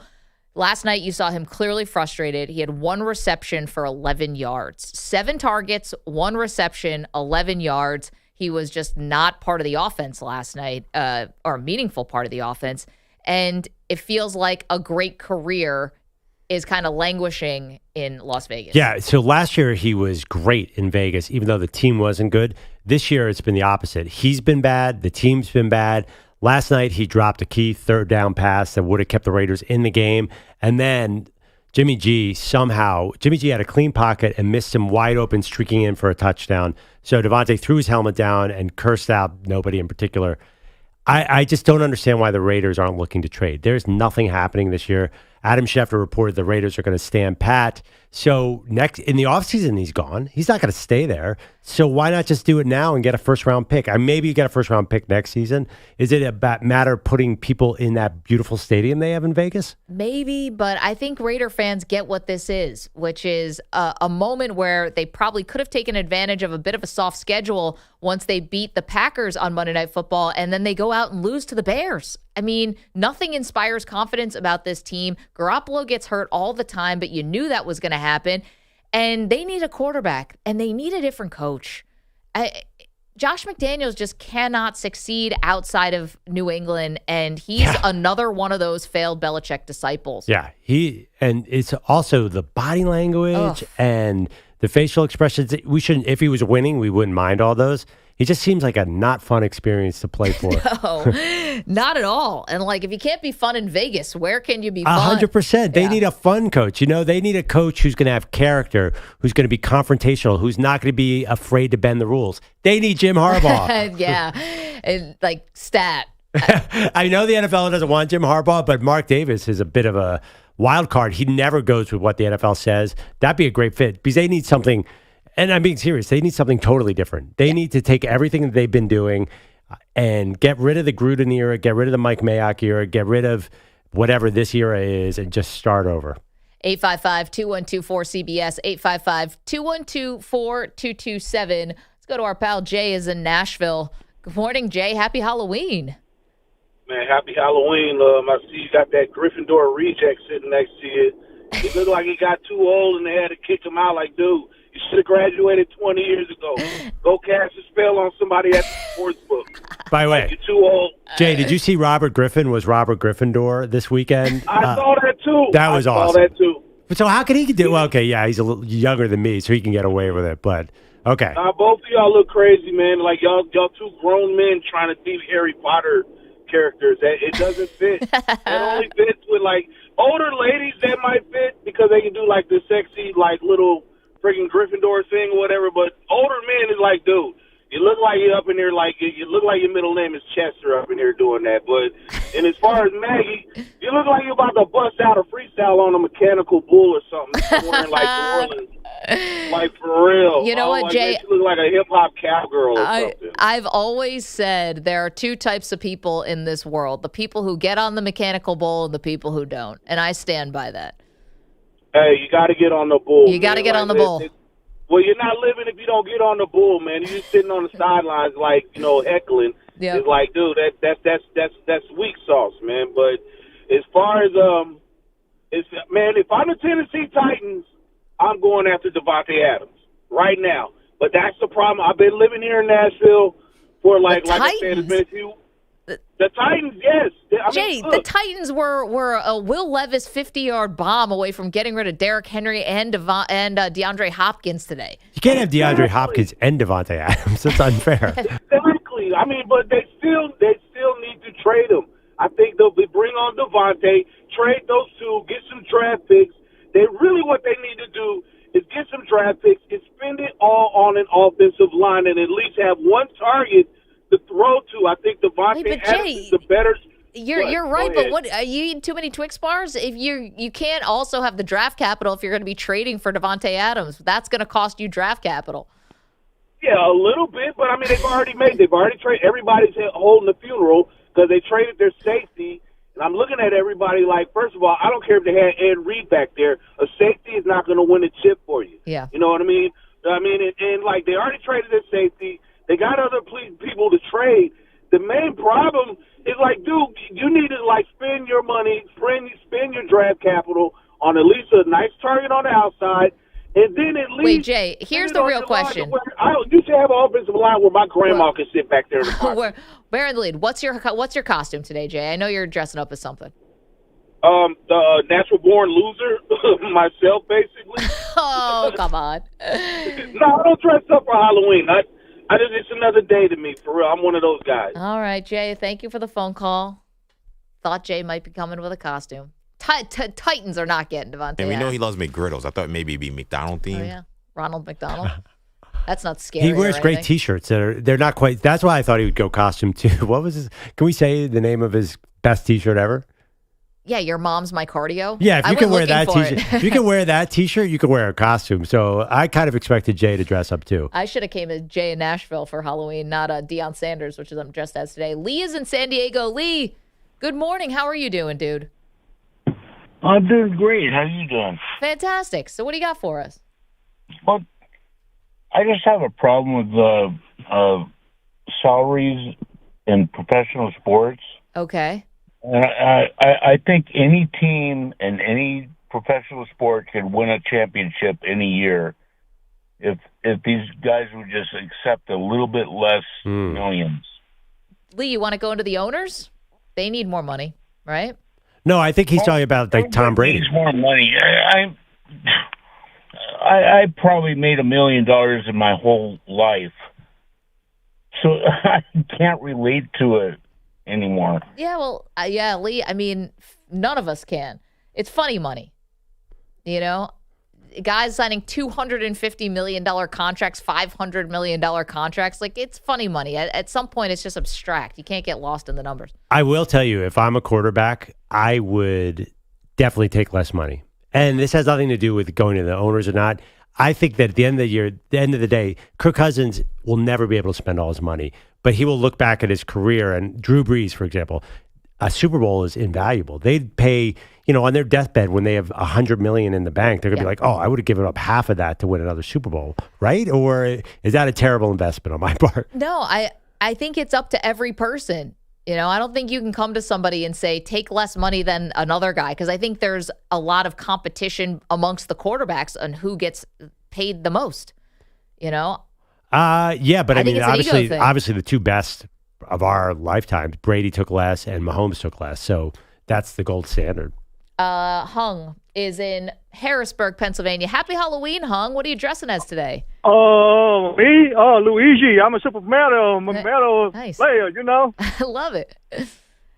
Yeah, but I want to talk about what you think about Davante Adams go to Pittsburgh Steelers or the Jets, because the Steelers, I'm going to be honest with you, number one defense in the league, and the Jets, same thing. I don't care about the 49er, the Eagle, or the Raven defense. I think the Steelers defense number one, but the offense is garbage. Yep. So right now, if Davante Adams go to Steelers, in Harrisburg, we had a lot of Steelers fans here.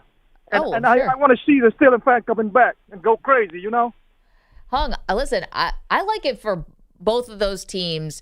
Hold on one sec. So Steelers, definitely. But the Steelers are always drafting wide receivers. That's their MO. When's the last time they brought in a a free agent or traded for someone. I can't remember. Maybe it's happened. I can't think of anything off the top of my head. They're the best drafting wide receiver team in the league. Yep. But Hung has a good point that it's frustrating. Their defense could really be truly elite. Matt Canada. I mean, it starts and ends right there. And now Pickett's hurt. Yeah, although he might play this it's Thursday. Yeah, they said don't rule him out. I don't even know. When they do win, they're winning as ugly as humanly possible. Pickett's had a couple nice drives. They really should be almost winless because that offense is as non-threatening as they get. As far as the Jets, I could understand it if Rodgers was healthy or to try to set this up with Rodgers. But right now, Davante Adams would be a complete waste with Zach Wilson. I mean... Actually, would he... Is that true, though? Could he make Zach Wilson, when I say better, make him at least moderate, a little more successful? Because Davante Adams should be able to catch anything. No, listen, Garrett Wilson makes Zach Wilson look halfway competent. But I just think Davante Adams will do that for, I guess, any quarterback. Except Jimmy G last night. Yes, right. Jimmy G, there's no helping. But I think it'd just be a little bit of a waste on the Jets. I would jump all over. Well, we know that, Adams. EJ. Yeah. No, but I think it will make sense, though, because, Rodgers is going to be injured this year. We know that next year is really going to be the year for the Jets to make any kind of push. Yeah. You could make a move now in preparation for next year, while this year you try to salvage your season, because the Jets receiving core is awful. I mean, Randall Cobb had to be deactivated because he's useless. I don't know why they brought him here.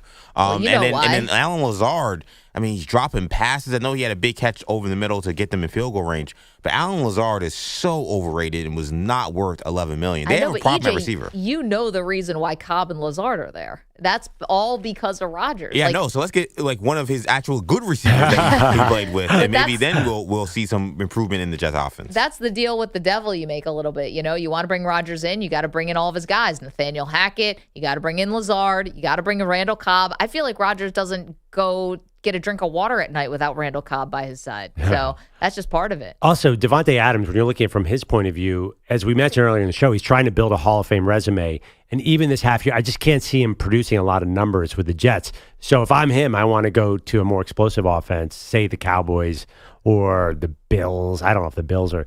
And not that he's going... It sounds like he's not going anywhere, but I would want to go with a good quarterback. I understand what you're saying, EJ, because this offseason is going to be a gigantic race to get Davante Adams, but he can't want to go with Zach Wilson. He's got it bad enough. How can you do that to him, EJ? Mean.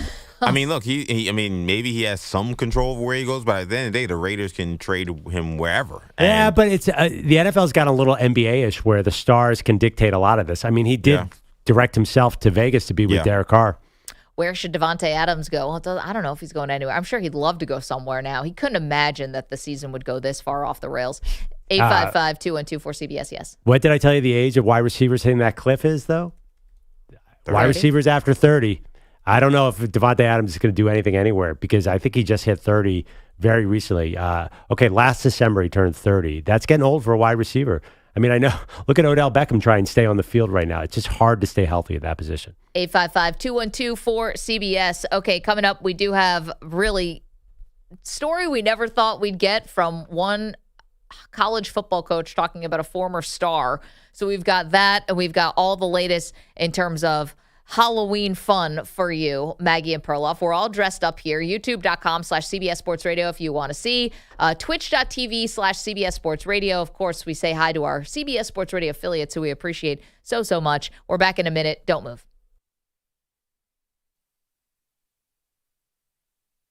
You're in a 5-minute break.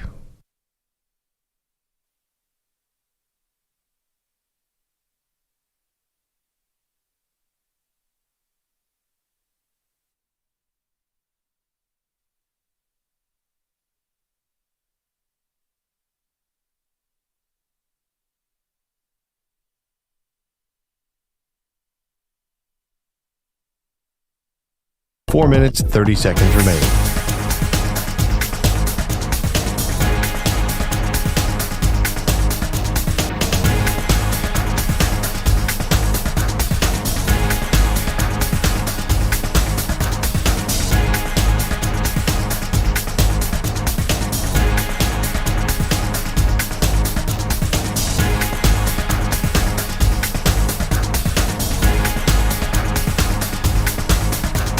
4 minutes remaining.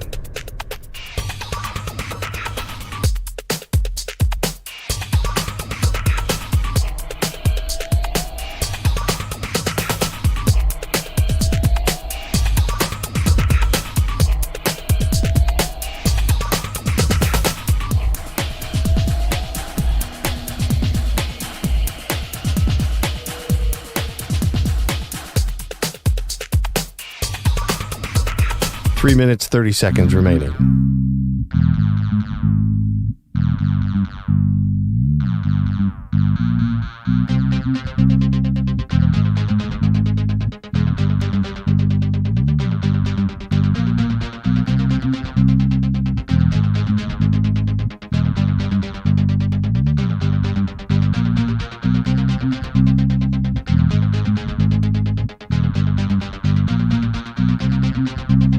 Three minutes remaining.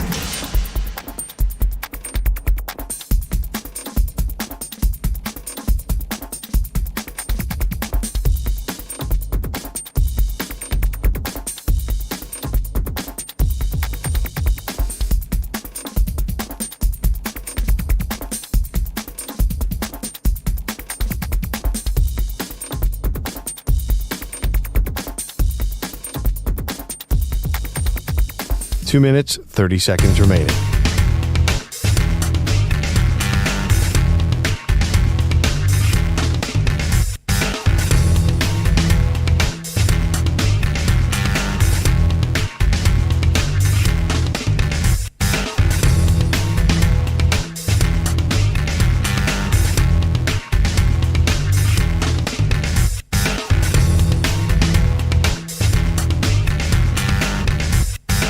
Two minutes remaining.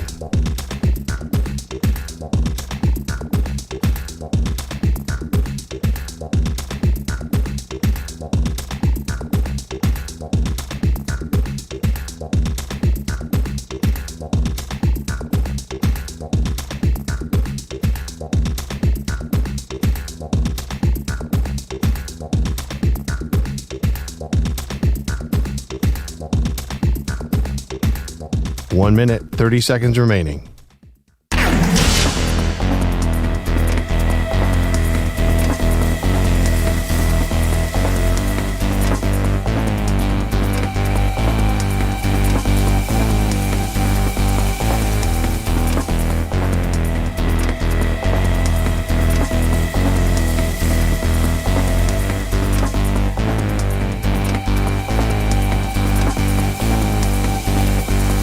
One minute remaining.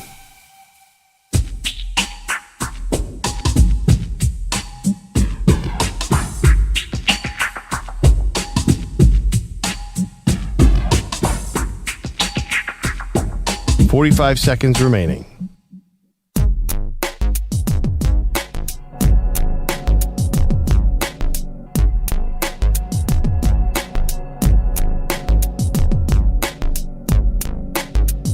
.30 seconds remaining.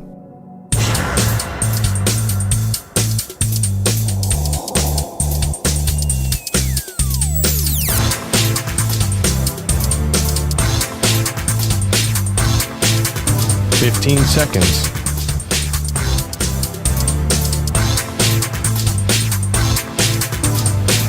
Break ends in 5 seconds.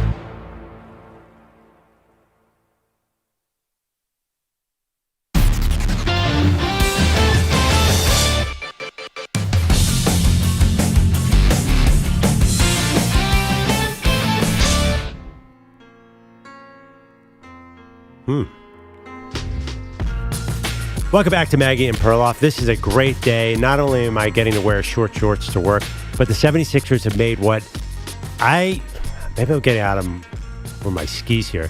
This might get them past the second round. This trade today, getting rid of James Harden, was so huge for them. First of all, Harden's gone. They add a bunch of defense in Nicholas Batum, Robert Covington again, Marcus Morris. You got to remember, this is a Nick Nurse team. This is not a poorly coached whatever team, Doc Rivers or Brett Brown team. It's going to be defense. And the fact that Tyrese Maxey's scoring 30 points a game his first 3 games and shooting 52% or something like that from 3, I think Nurse said, oh, wow, I got what I needed, Maxey. Now I'm going to create another defensive team like I had in Toronto. And that's a great formula. It is a great formula. I mean, you're kidding yourself, though, if you don't think as far as you're going to go is as far as Joel Embiid's going to take you. I mean, I know it's a team game, but he's got to show up in a game 7. He's got to show up in a game 6. Like, that's going to be big. I agree with you. Getting Harden out of town is a positive.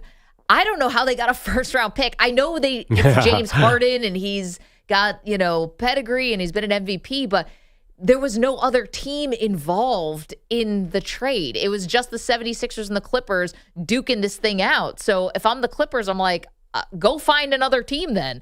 Like, why do I have to give you an unprotected first-round pick in 2028? Like, there's literally no other team who's in on this. That's all true, but I think there's certain teams that view first-round picks as not being worth the paper they're printed on, if they print first-round picks. Isn't that the trend, that first-round picks don't mean anything anymore? The sort of the LeBron era thing that you're going to sign your team, and they're in L.A. They're not in a small market team. They're going to get whoever they want. Just clear your cap space. Why are you smiling? I just can't, in our lifetime, with what we know about super teams, and what we know about the NBA, does any NBA fan waking up, or just sports fan, you could hate the NBA. Does anyone think the combination of Kawhi Leonard, Paul George, James Harden, and Russell Westbrook is actually going to win diddly squat? That's 4 Hall of Famers, Maggie. No kidding, but everyone's a Hall of Famer, first of all, in the NBA. And secondly, just because it's 4 Hall of Famers doesn't mean it's going to work. I'm old enough to remember when Kobe Bryant and Dwight Howard and Steve Nash were supposed to be the next big thing. I'm old enough to remember when Kevin Durant and Kyrie Irving and James Harden were supposed to be the next big thing. Okay, nobody thinks this Clippers is going to be the next big thing. There's not a single person alive who thinks this is going to win a title. I'm not sure what they're thinking. I thought you were laughing at my hair. That's why. Your hair is amazing. Yeah, I don't think anyone thinks this is going to work, but I think the Clippers don't want the ball in Russell Westbrook's hands, so maybe that's a positive. Because Harden's not going to give it up once. They didn't have to sign Westbrook. I mean, they made that decision. But your hair looks amazing. If you want to watch the show, youtube.com/CBS Sports Radio, twitch.tv/CBS Sports Radio. Perloff is dressed as George Best, the soccer player from the 1960s. And that hair is everything. So stand up. No, I'm not. I've learned my lesson the hard way. Short shorts. They're You short. are not they're white. HR called in the break. So you're not going to believe where the Clippers are in the championship odds, according to DraftKings. This is shocking to me. They're 5th in the entire NBA. So maybe you're right. Maybe somebody thinks this. What scenario does that team win the NBA Finals? How many of them are even playing by the time we get to May, let alone June? They're ahead of the Lakers. They're the number 1 team in LA, according to Vegas right now. You're right. Okay. The Clippers. I figured everyone assumed that this team wasn't going to work, but maybe there's someone out there who sees this magic formula. I think Kawhi Leonard is an outstanding player, but he's not going to get the ball because Harden and Westbrook are going to have it in their hands the entire time. It's not even that. Fun. Can he even hold up for a series, let alone in 2.5 months? Anyway, the league's cracking down on load management, too, so he's going to have a real injury if he wants to sit out. Yeah, I forgot about it. Don't worry. He will deliver a real injury. He almost got hurt in the New Balance commercial with Jack Harlow. He'll definitely get hurt. Do you see Jack Harlow is going to be performing Thanksgiving halftime Lions? Oh, I like that. He was at the game last night. Is he a Detroit fan? I can't remember where he's from. I don't know. Anyone?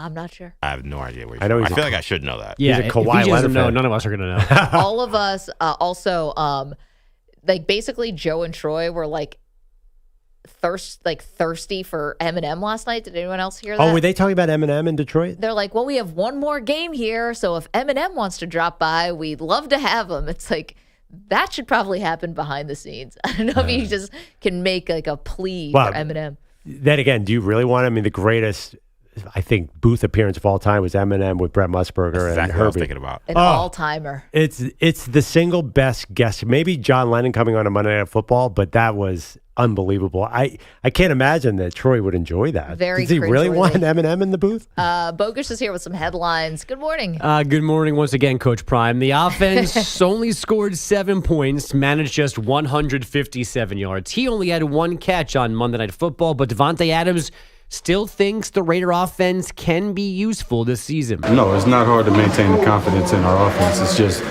hard to curb your frustration when you can't put it together when you know you should. The question is, will Adams be there to see if they can figure things out? Teams reportedly calling Vegas about him before today's deadline, but the Raiders apparently don't want to move him. The Titans said to be getting calls on Derrick Henry, but they didn't redo his contract yesterday, making it easier to move, so a new team would now be responsible for everything left on it. The Giants did this yesterday, paying Leonard Williams a $9 million signing bonus before dealing him to Seattle for a second-round pick. The Seahawks now only owe the D lineman roughly $600,000.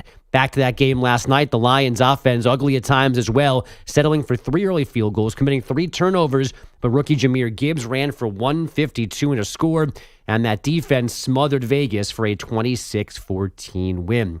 Yes, James Harden is getting his wish once again on his way from the Sixers to the Clippers. The overnight agreement has P.J. Tucker also going to L.A. for 2 future first-round picks, a pick swap, 2 second-rounders, Robert Covington, Nick Batum, Marcus Morris, and K.J. Martin. We apparently could see Harden on the Clipper bench as soon as tonight against the Magic. Orlando losing in L.A. last night, 106-103 to the Lakers. D'Angelo Russell scoring 12 of his 28 in the fourth. Luka Doncic had 35, 12 boards, 12 assists, and the Mavs 125-110 win in Memphis. Those Grizz now 0-4, their worst start in 19 seasons. The Nets got their first win, 133-121 in Charlotte, and the Bucks beat the Heat 122-114 after a 25-point fourth-quarter lead got cut to 6. Giannis did not like that. We didn't have to do it that way. Like, they came back to the game. Obviously, they made tough shots. They got some offensive rebounds, second chance point. They made the threes. They had the transition three. But at the end of the day, once you're up 20, you gotta put them away. Why does he sound weird? Because he said all of that wearing a Hulk mask with huge green Hulk hands as well. Nope. I was wondering, he did sounded the muffled. post game in the costume. Giannis Antetokounmpo. And he's so big that the Hulk mask didn't cover his entire face. Wait, but when you lose, you can't do. No, they won. Oh, they won last night. Okay. Oh, he's just not pleased with He's the just win. not pleased. I'm like, wait a minute. If they lost, there's no way he can do this. Wait, but if you bring the Hulk costume, it's like a quarterback. When they wear an outrageous outfit, win or lose, they have to go to the podium wearing that. Well, it was only a mask and hands, so he had regular clothes on, so he didn't have to put the mask back on post game. I'm sorry. I for some reason thought they lost last night. I'm No, like, they you can't almost do lost, that. despite being up by 25. There you go. I think if you do a post-game press conference in costume or even in a mask, you should have to be in character. That's a great idea. Incredible Hulk. That's a great idea. Right. So he's got to sound. Yeah, he however should have just been Lou Ferrigno yelling, sounded. being like, "This is not good." Right. Giannis smash. Yeah. We blow lead. Yes. Man, that'd be pretty good. And they wear considering green. Actually, would have worked really well. how many guys love dressing up as like the Joker. So it's like, let's see, who do you got? Are you Heath Ledger? Are you a little more Jack Nicholson? So what you guys are saying is, since I'm a European soccer player, you want to hear my British accent? Please no. Hello, friends. Stand up again. That was better. George Wendt. Don't make me come over there, bogus. George Wendt. George who? George Wendt. What a poem. That'd be a great costume. That is a good costume. Although that's kind of like he was in the Bears super fan. Yeah. skit. George Wendt, obviously from Cheers. Not Bears. All these things are new to Pete. He's just watching them now. I'm just getting up to catch up to Cheers season Nice. 2. Wait till you get to Woody the Harrelson. 90s. You're going to love it. Kate and Allie is next. Sitcoms were great. Kate and Allie. The Diamondbacks now know the Rays, Orioles, and Astros pain. A home team still hasn't beaten the Rangers this postseason. They're 9-0 on the road. They took Game 3 of the Fall Classic last night, 3-1 for a 2-1 series lead.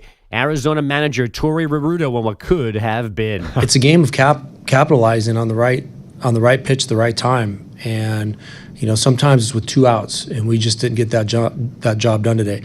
That they did. They got a 2-out hit from Simeon and a 2-run home run from Seager, and that was the difference in the game. Those Simeon and Seager hits came in the third inning. John Gray threw 3 scoreless after Max Scherzer left before the fourth with back stiffness.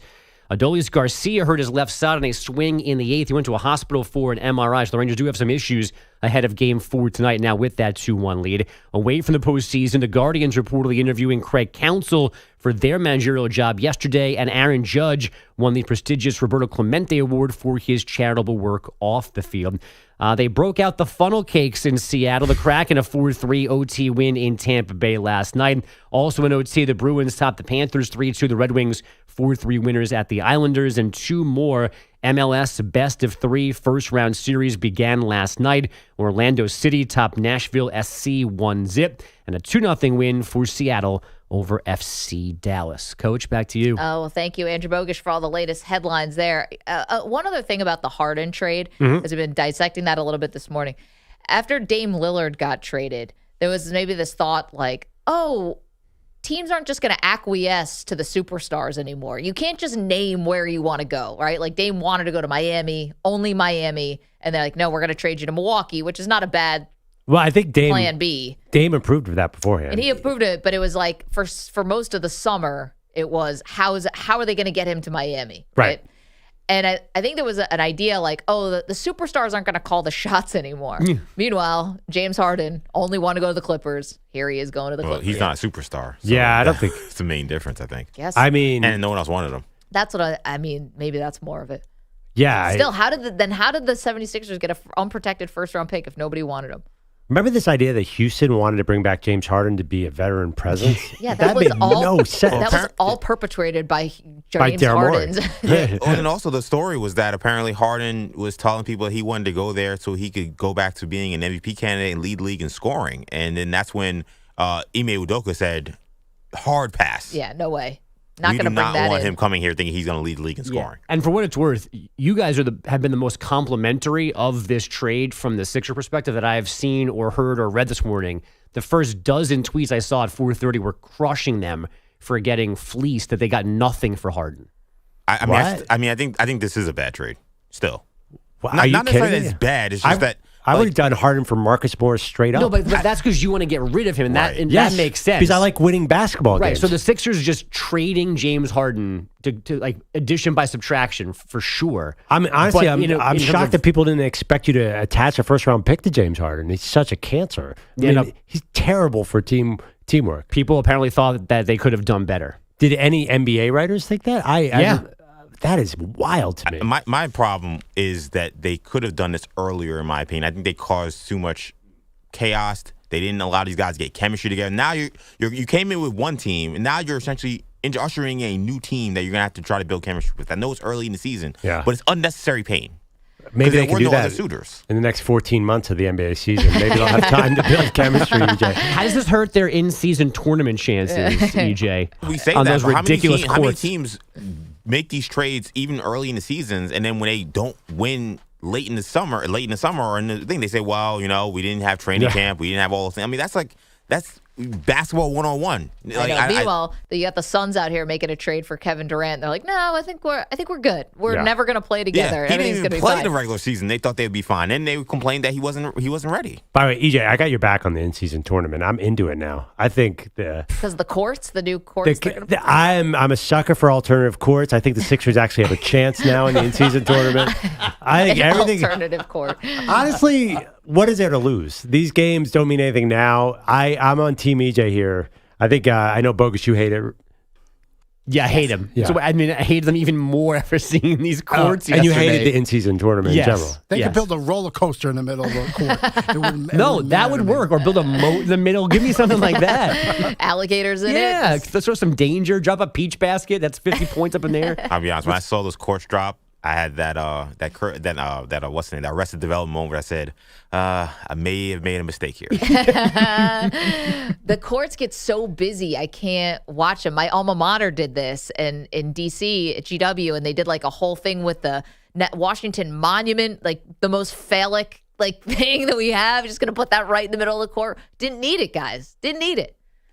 And I just stopped the room there. By the way, there's been too much of that this morning. Jack Harlow. Yeah, we're already in enough trouble, Maggie. We're not commenting on that one. Jack Harlow is from a horse farm in Kentucky, so he has no. Yeah, I should have realized that. As far as I can tell, he has a song called Churchill Downs.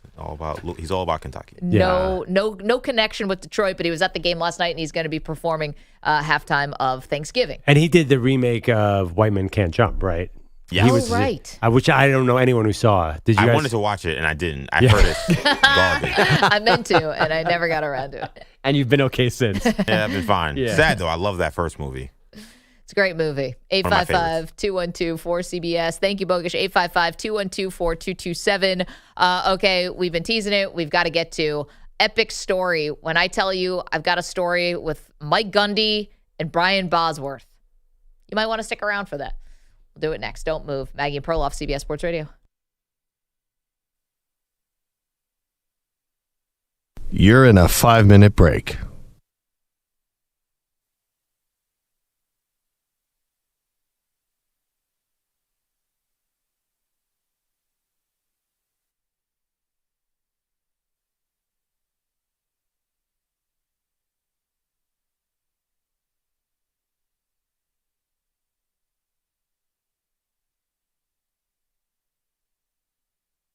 Four minutes, 30 seconds remaining.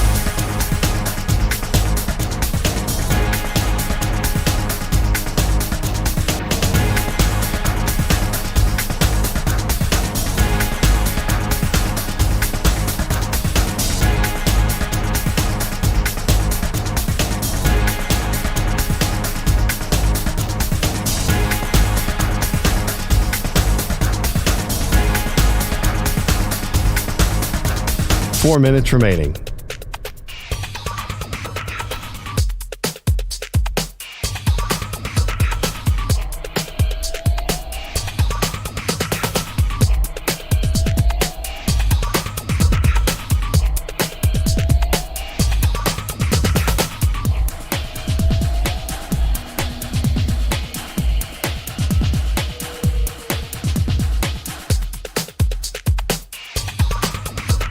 Three minutes, 30 seconds remaining.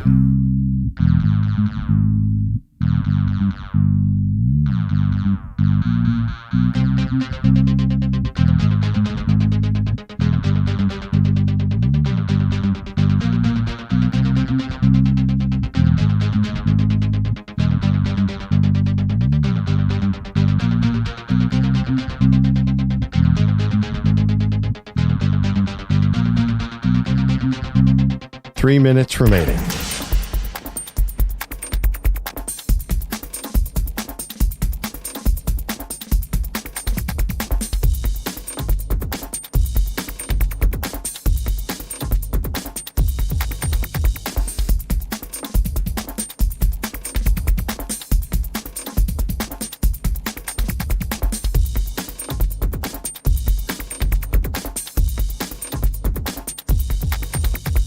Two minutes, 30 seconds remaining.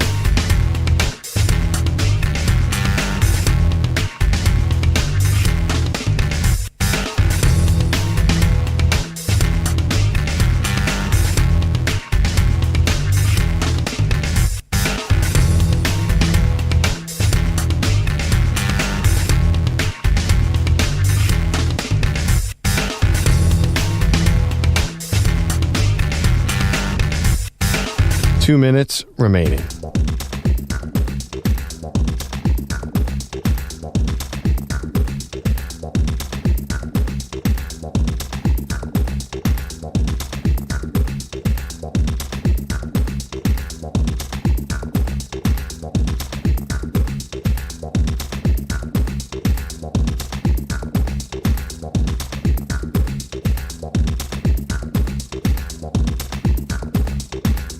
One minute, 30 seconds remaining.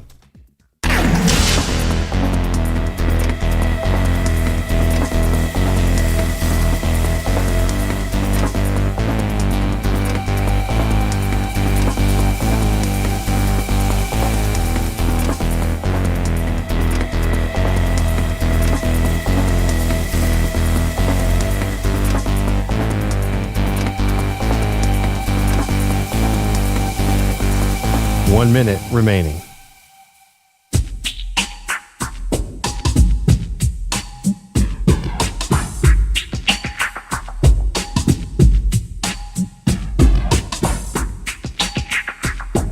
45 seconds remaining.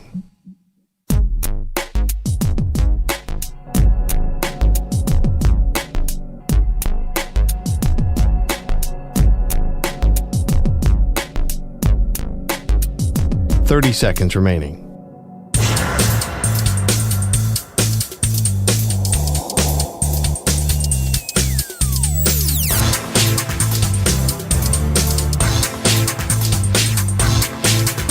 15 seconds.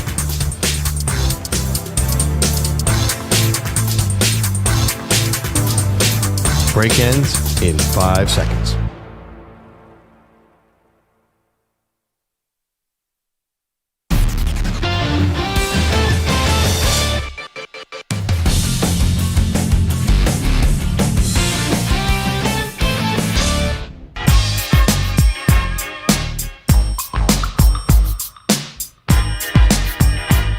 Welcome back. Maggie Gray, Andrew Perloff. We're all decked out in our Halloween costumes. YouTube.com/CBS Sports Radio or Twitch.tv/CBS Sports Radio. We'll be sending out these pics on social media as well. We quickly go around the room if we want for people who are listening in the car. I decided to go as who else? The most popular man in sports today, Coach Prime, Deion Sanders. Okay, I'm 1960s, 70s British soccer player George Best, but people on Twitter are saying I look like Carol Burnett in shorts, Susan Collins, or Caitlyn Jenner. I had a call say you look like a referee. I don't know what. There's nothing. Whatever. I'm not going to read any more of these. And EJ is Pierre Escargot from the 90s show on Nickelodeon, All That, the Kenan Thompson, which is great, complete with Bubble Bath. And Pete today is Sully from Monsters, Inc. Hi. Okay, let's get to this crazy story. So, as we know, Oklahoma State is going to be coming to an end soon. Yeah, what a bummer. Bedlam, we love. But Mike Gundy was asked for some memories of this rivalry. Yeah. And he started going down memory lane with a story about Brian Bosworth. So let's hear the first cut, please, with Gundy saying that he and Brian Bosworth, they used to spit in each other's faces during the Bedlam game back in the day. It didn't bother me because we didn't have phones and social media, but it was a rivalry then. Like, Bosworth spit in my face. I spit in his face. I mean, it was actually a rivalry, right? I mean, where does the story possibly go from there? Here's Gundy talking about how he would strategize these run-ins that he would eventually have with Bosworth during the off season. Summer of before my sophomore year, I would go to parties in Oklahoma City and they would say, well, Bosworth and Migliozzo and some of those guys were here. And so I had to make a decision whether, were we going to have confrontation there and who was with me? Because, I'm not going to, those guys, I can kick them in the shin and run like hell, but I'm not dumb. Okay. The Boz, not someone you wanted to mess with, especially if he had been out that night. I had to make those decisions because, what kind of a frame of mind was Brian going to be in on that point? I don't know. Had he taken a vitamin C and had a few drinks, well, he might not be a guy you want to talk to at that point. He'd get real red and cross his face. So it was a rivalry then. Now it's not as much anymore, unfortunately, because of the way it is. Man, I want to hear the rebuttal from Boz. Well, he tweeted. Oh, he what'd he said, say? meet me at the 50-yard line on Saturday. Let's talk about this face-to-face. I love it. So Mike Gundy is pretty much one of the tough guys amongst coaches. I would not mess with Boz. And I don't think Mike Gundy's going to meet him at the 50-yard line. This does speak to something true, though. I think he graduated 89 from Oklahoma State. Gundy did. Back then, I do think there was genuine hate. Now players have the same marketing reps for NIL deals and the transfer portal. They are teammates. I can't see this kind of hate between players really at any level anymore. No, not between players. Well, maybe. I think guys develop rivalries. Maybe you develop a rivalry in high school and then it takes it with you to college or college to the pros. In what sport? In football? Football? Yeah, basketball's the opposite because you're on the same AAU team. They're business partners from age 15 on. Well, NFL maybe a little. Unless it's like Dylan Brooks or something. He seems to have a problem with everybody, or Pat Beverly, but they're kind of agitators. I think there's still a little bit, but not to this degree. Because Gundy nailed it on the first one. There's camera phones. There's more media. I'm not advocating to spit in anybody's face at all, but you could get a little dirtier. But now there's going to be a really big rivalry between Jim Harbaugh and everybody. Literally everybody, because the scandal at Michigan just keeps kind of growing. The details get sillier and sillier. Latest is that Jim Harbaugh had a contract extension on the table that got rescinded. That's according to the Wall Street Journal. Harbaugh came out and said that's not accurate. I don't know if this rivalry is going to get, with Jim Harbaugh versus the world, is going to get a chance to go ahead because he might leave.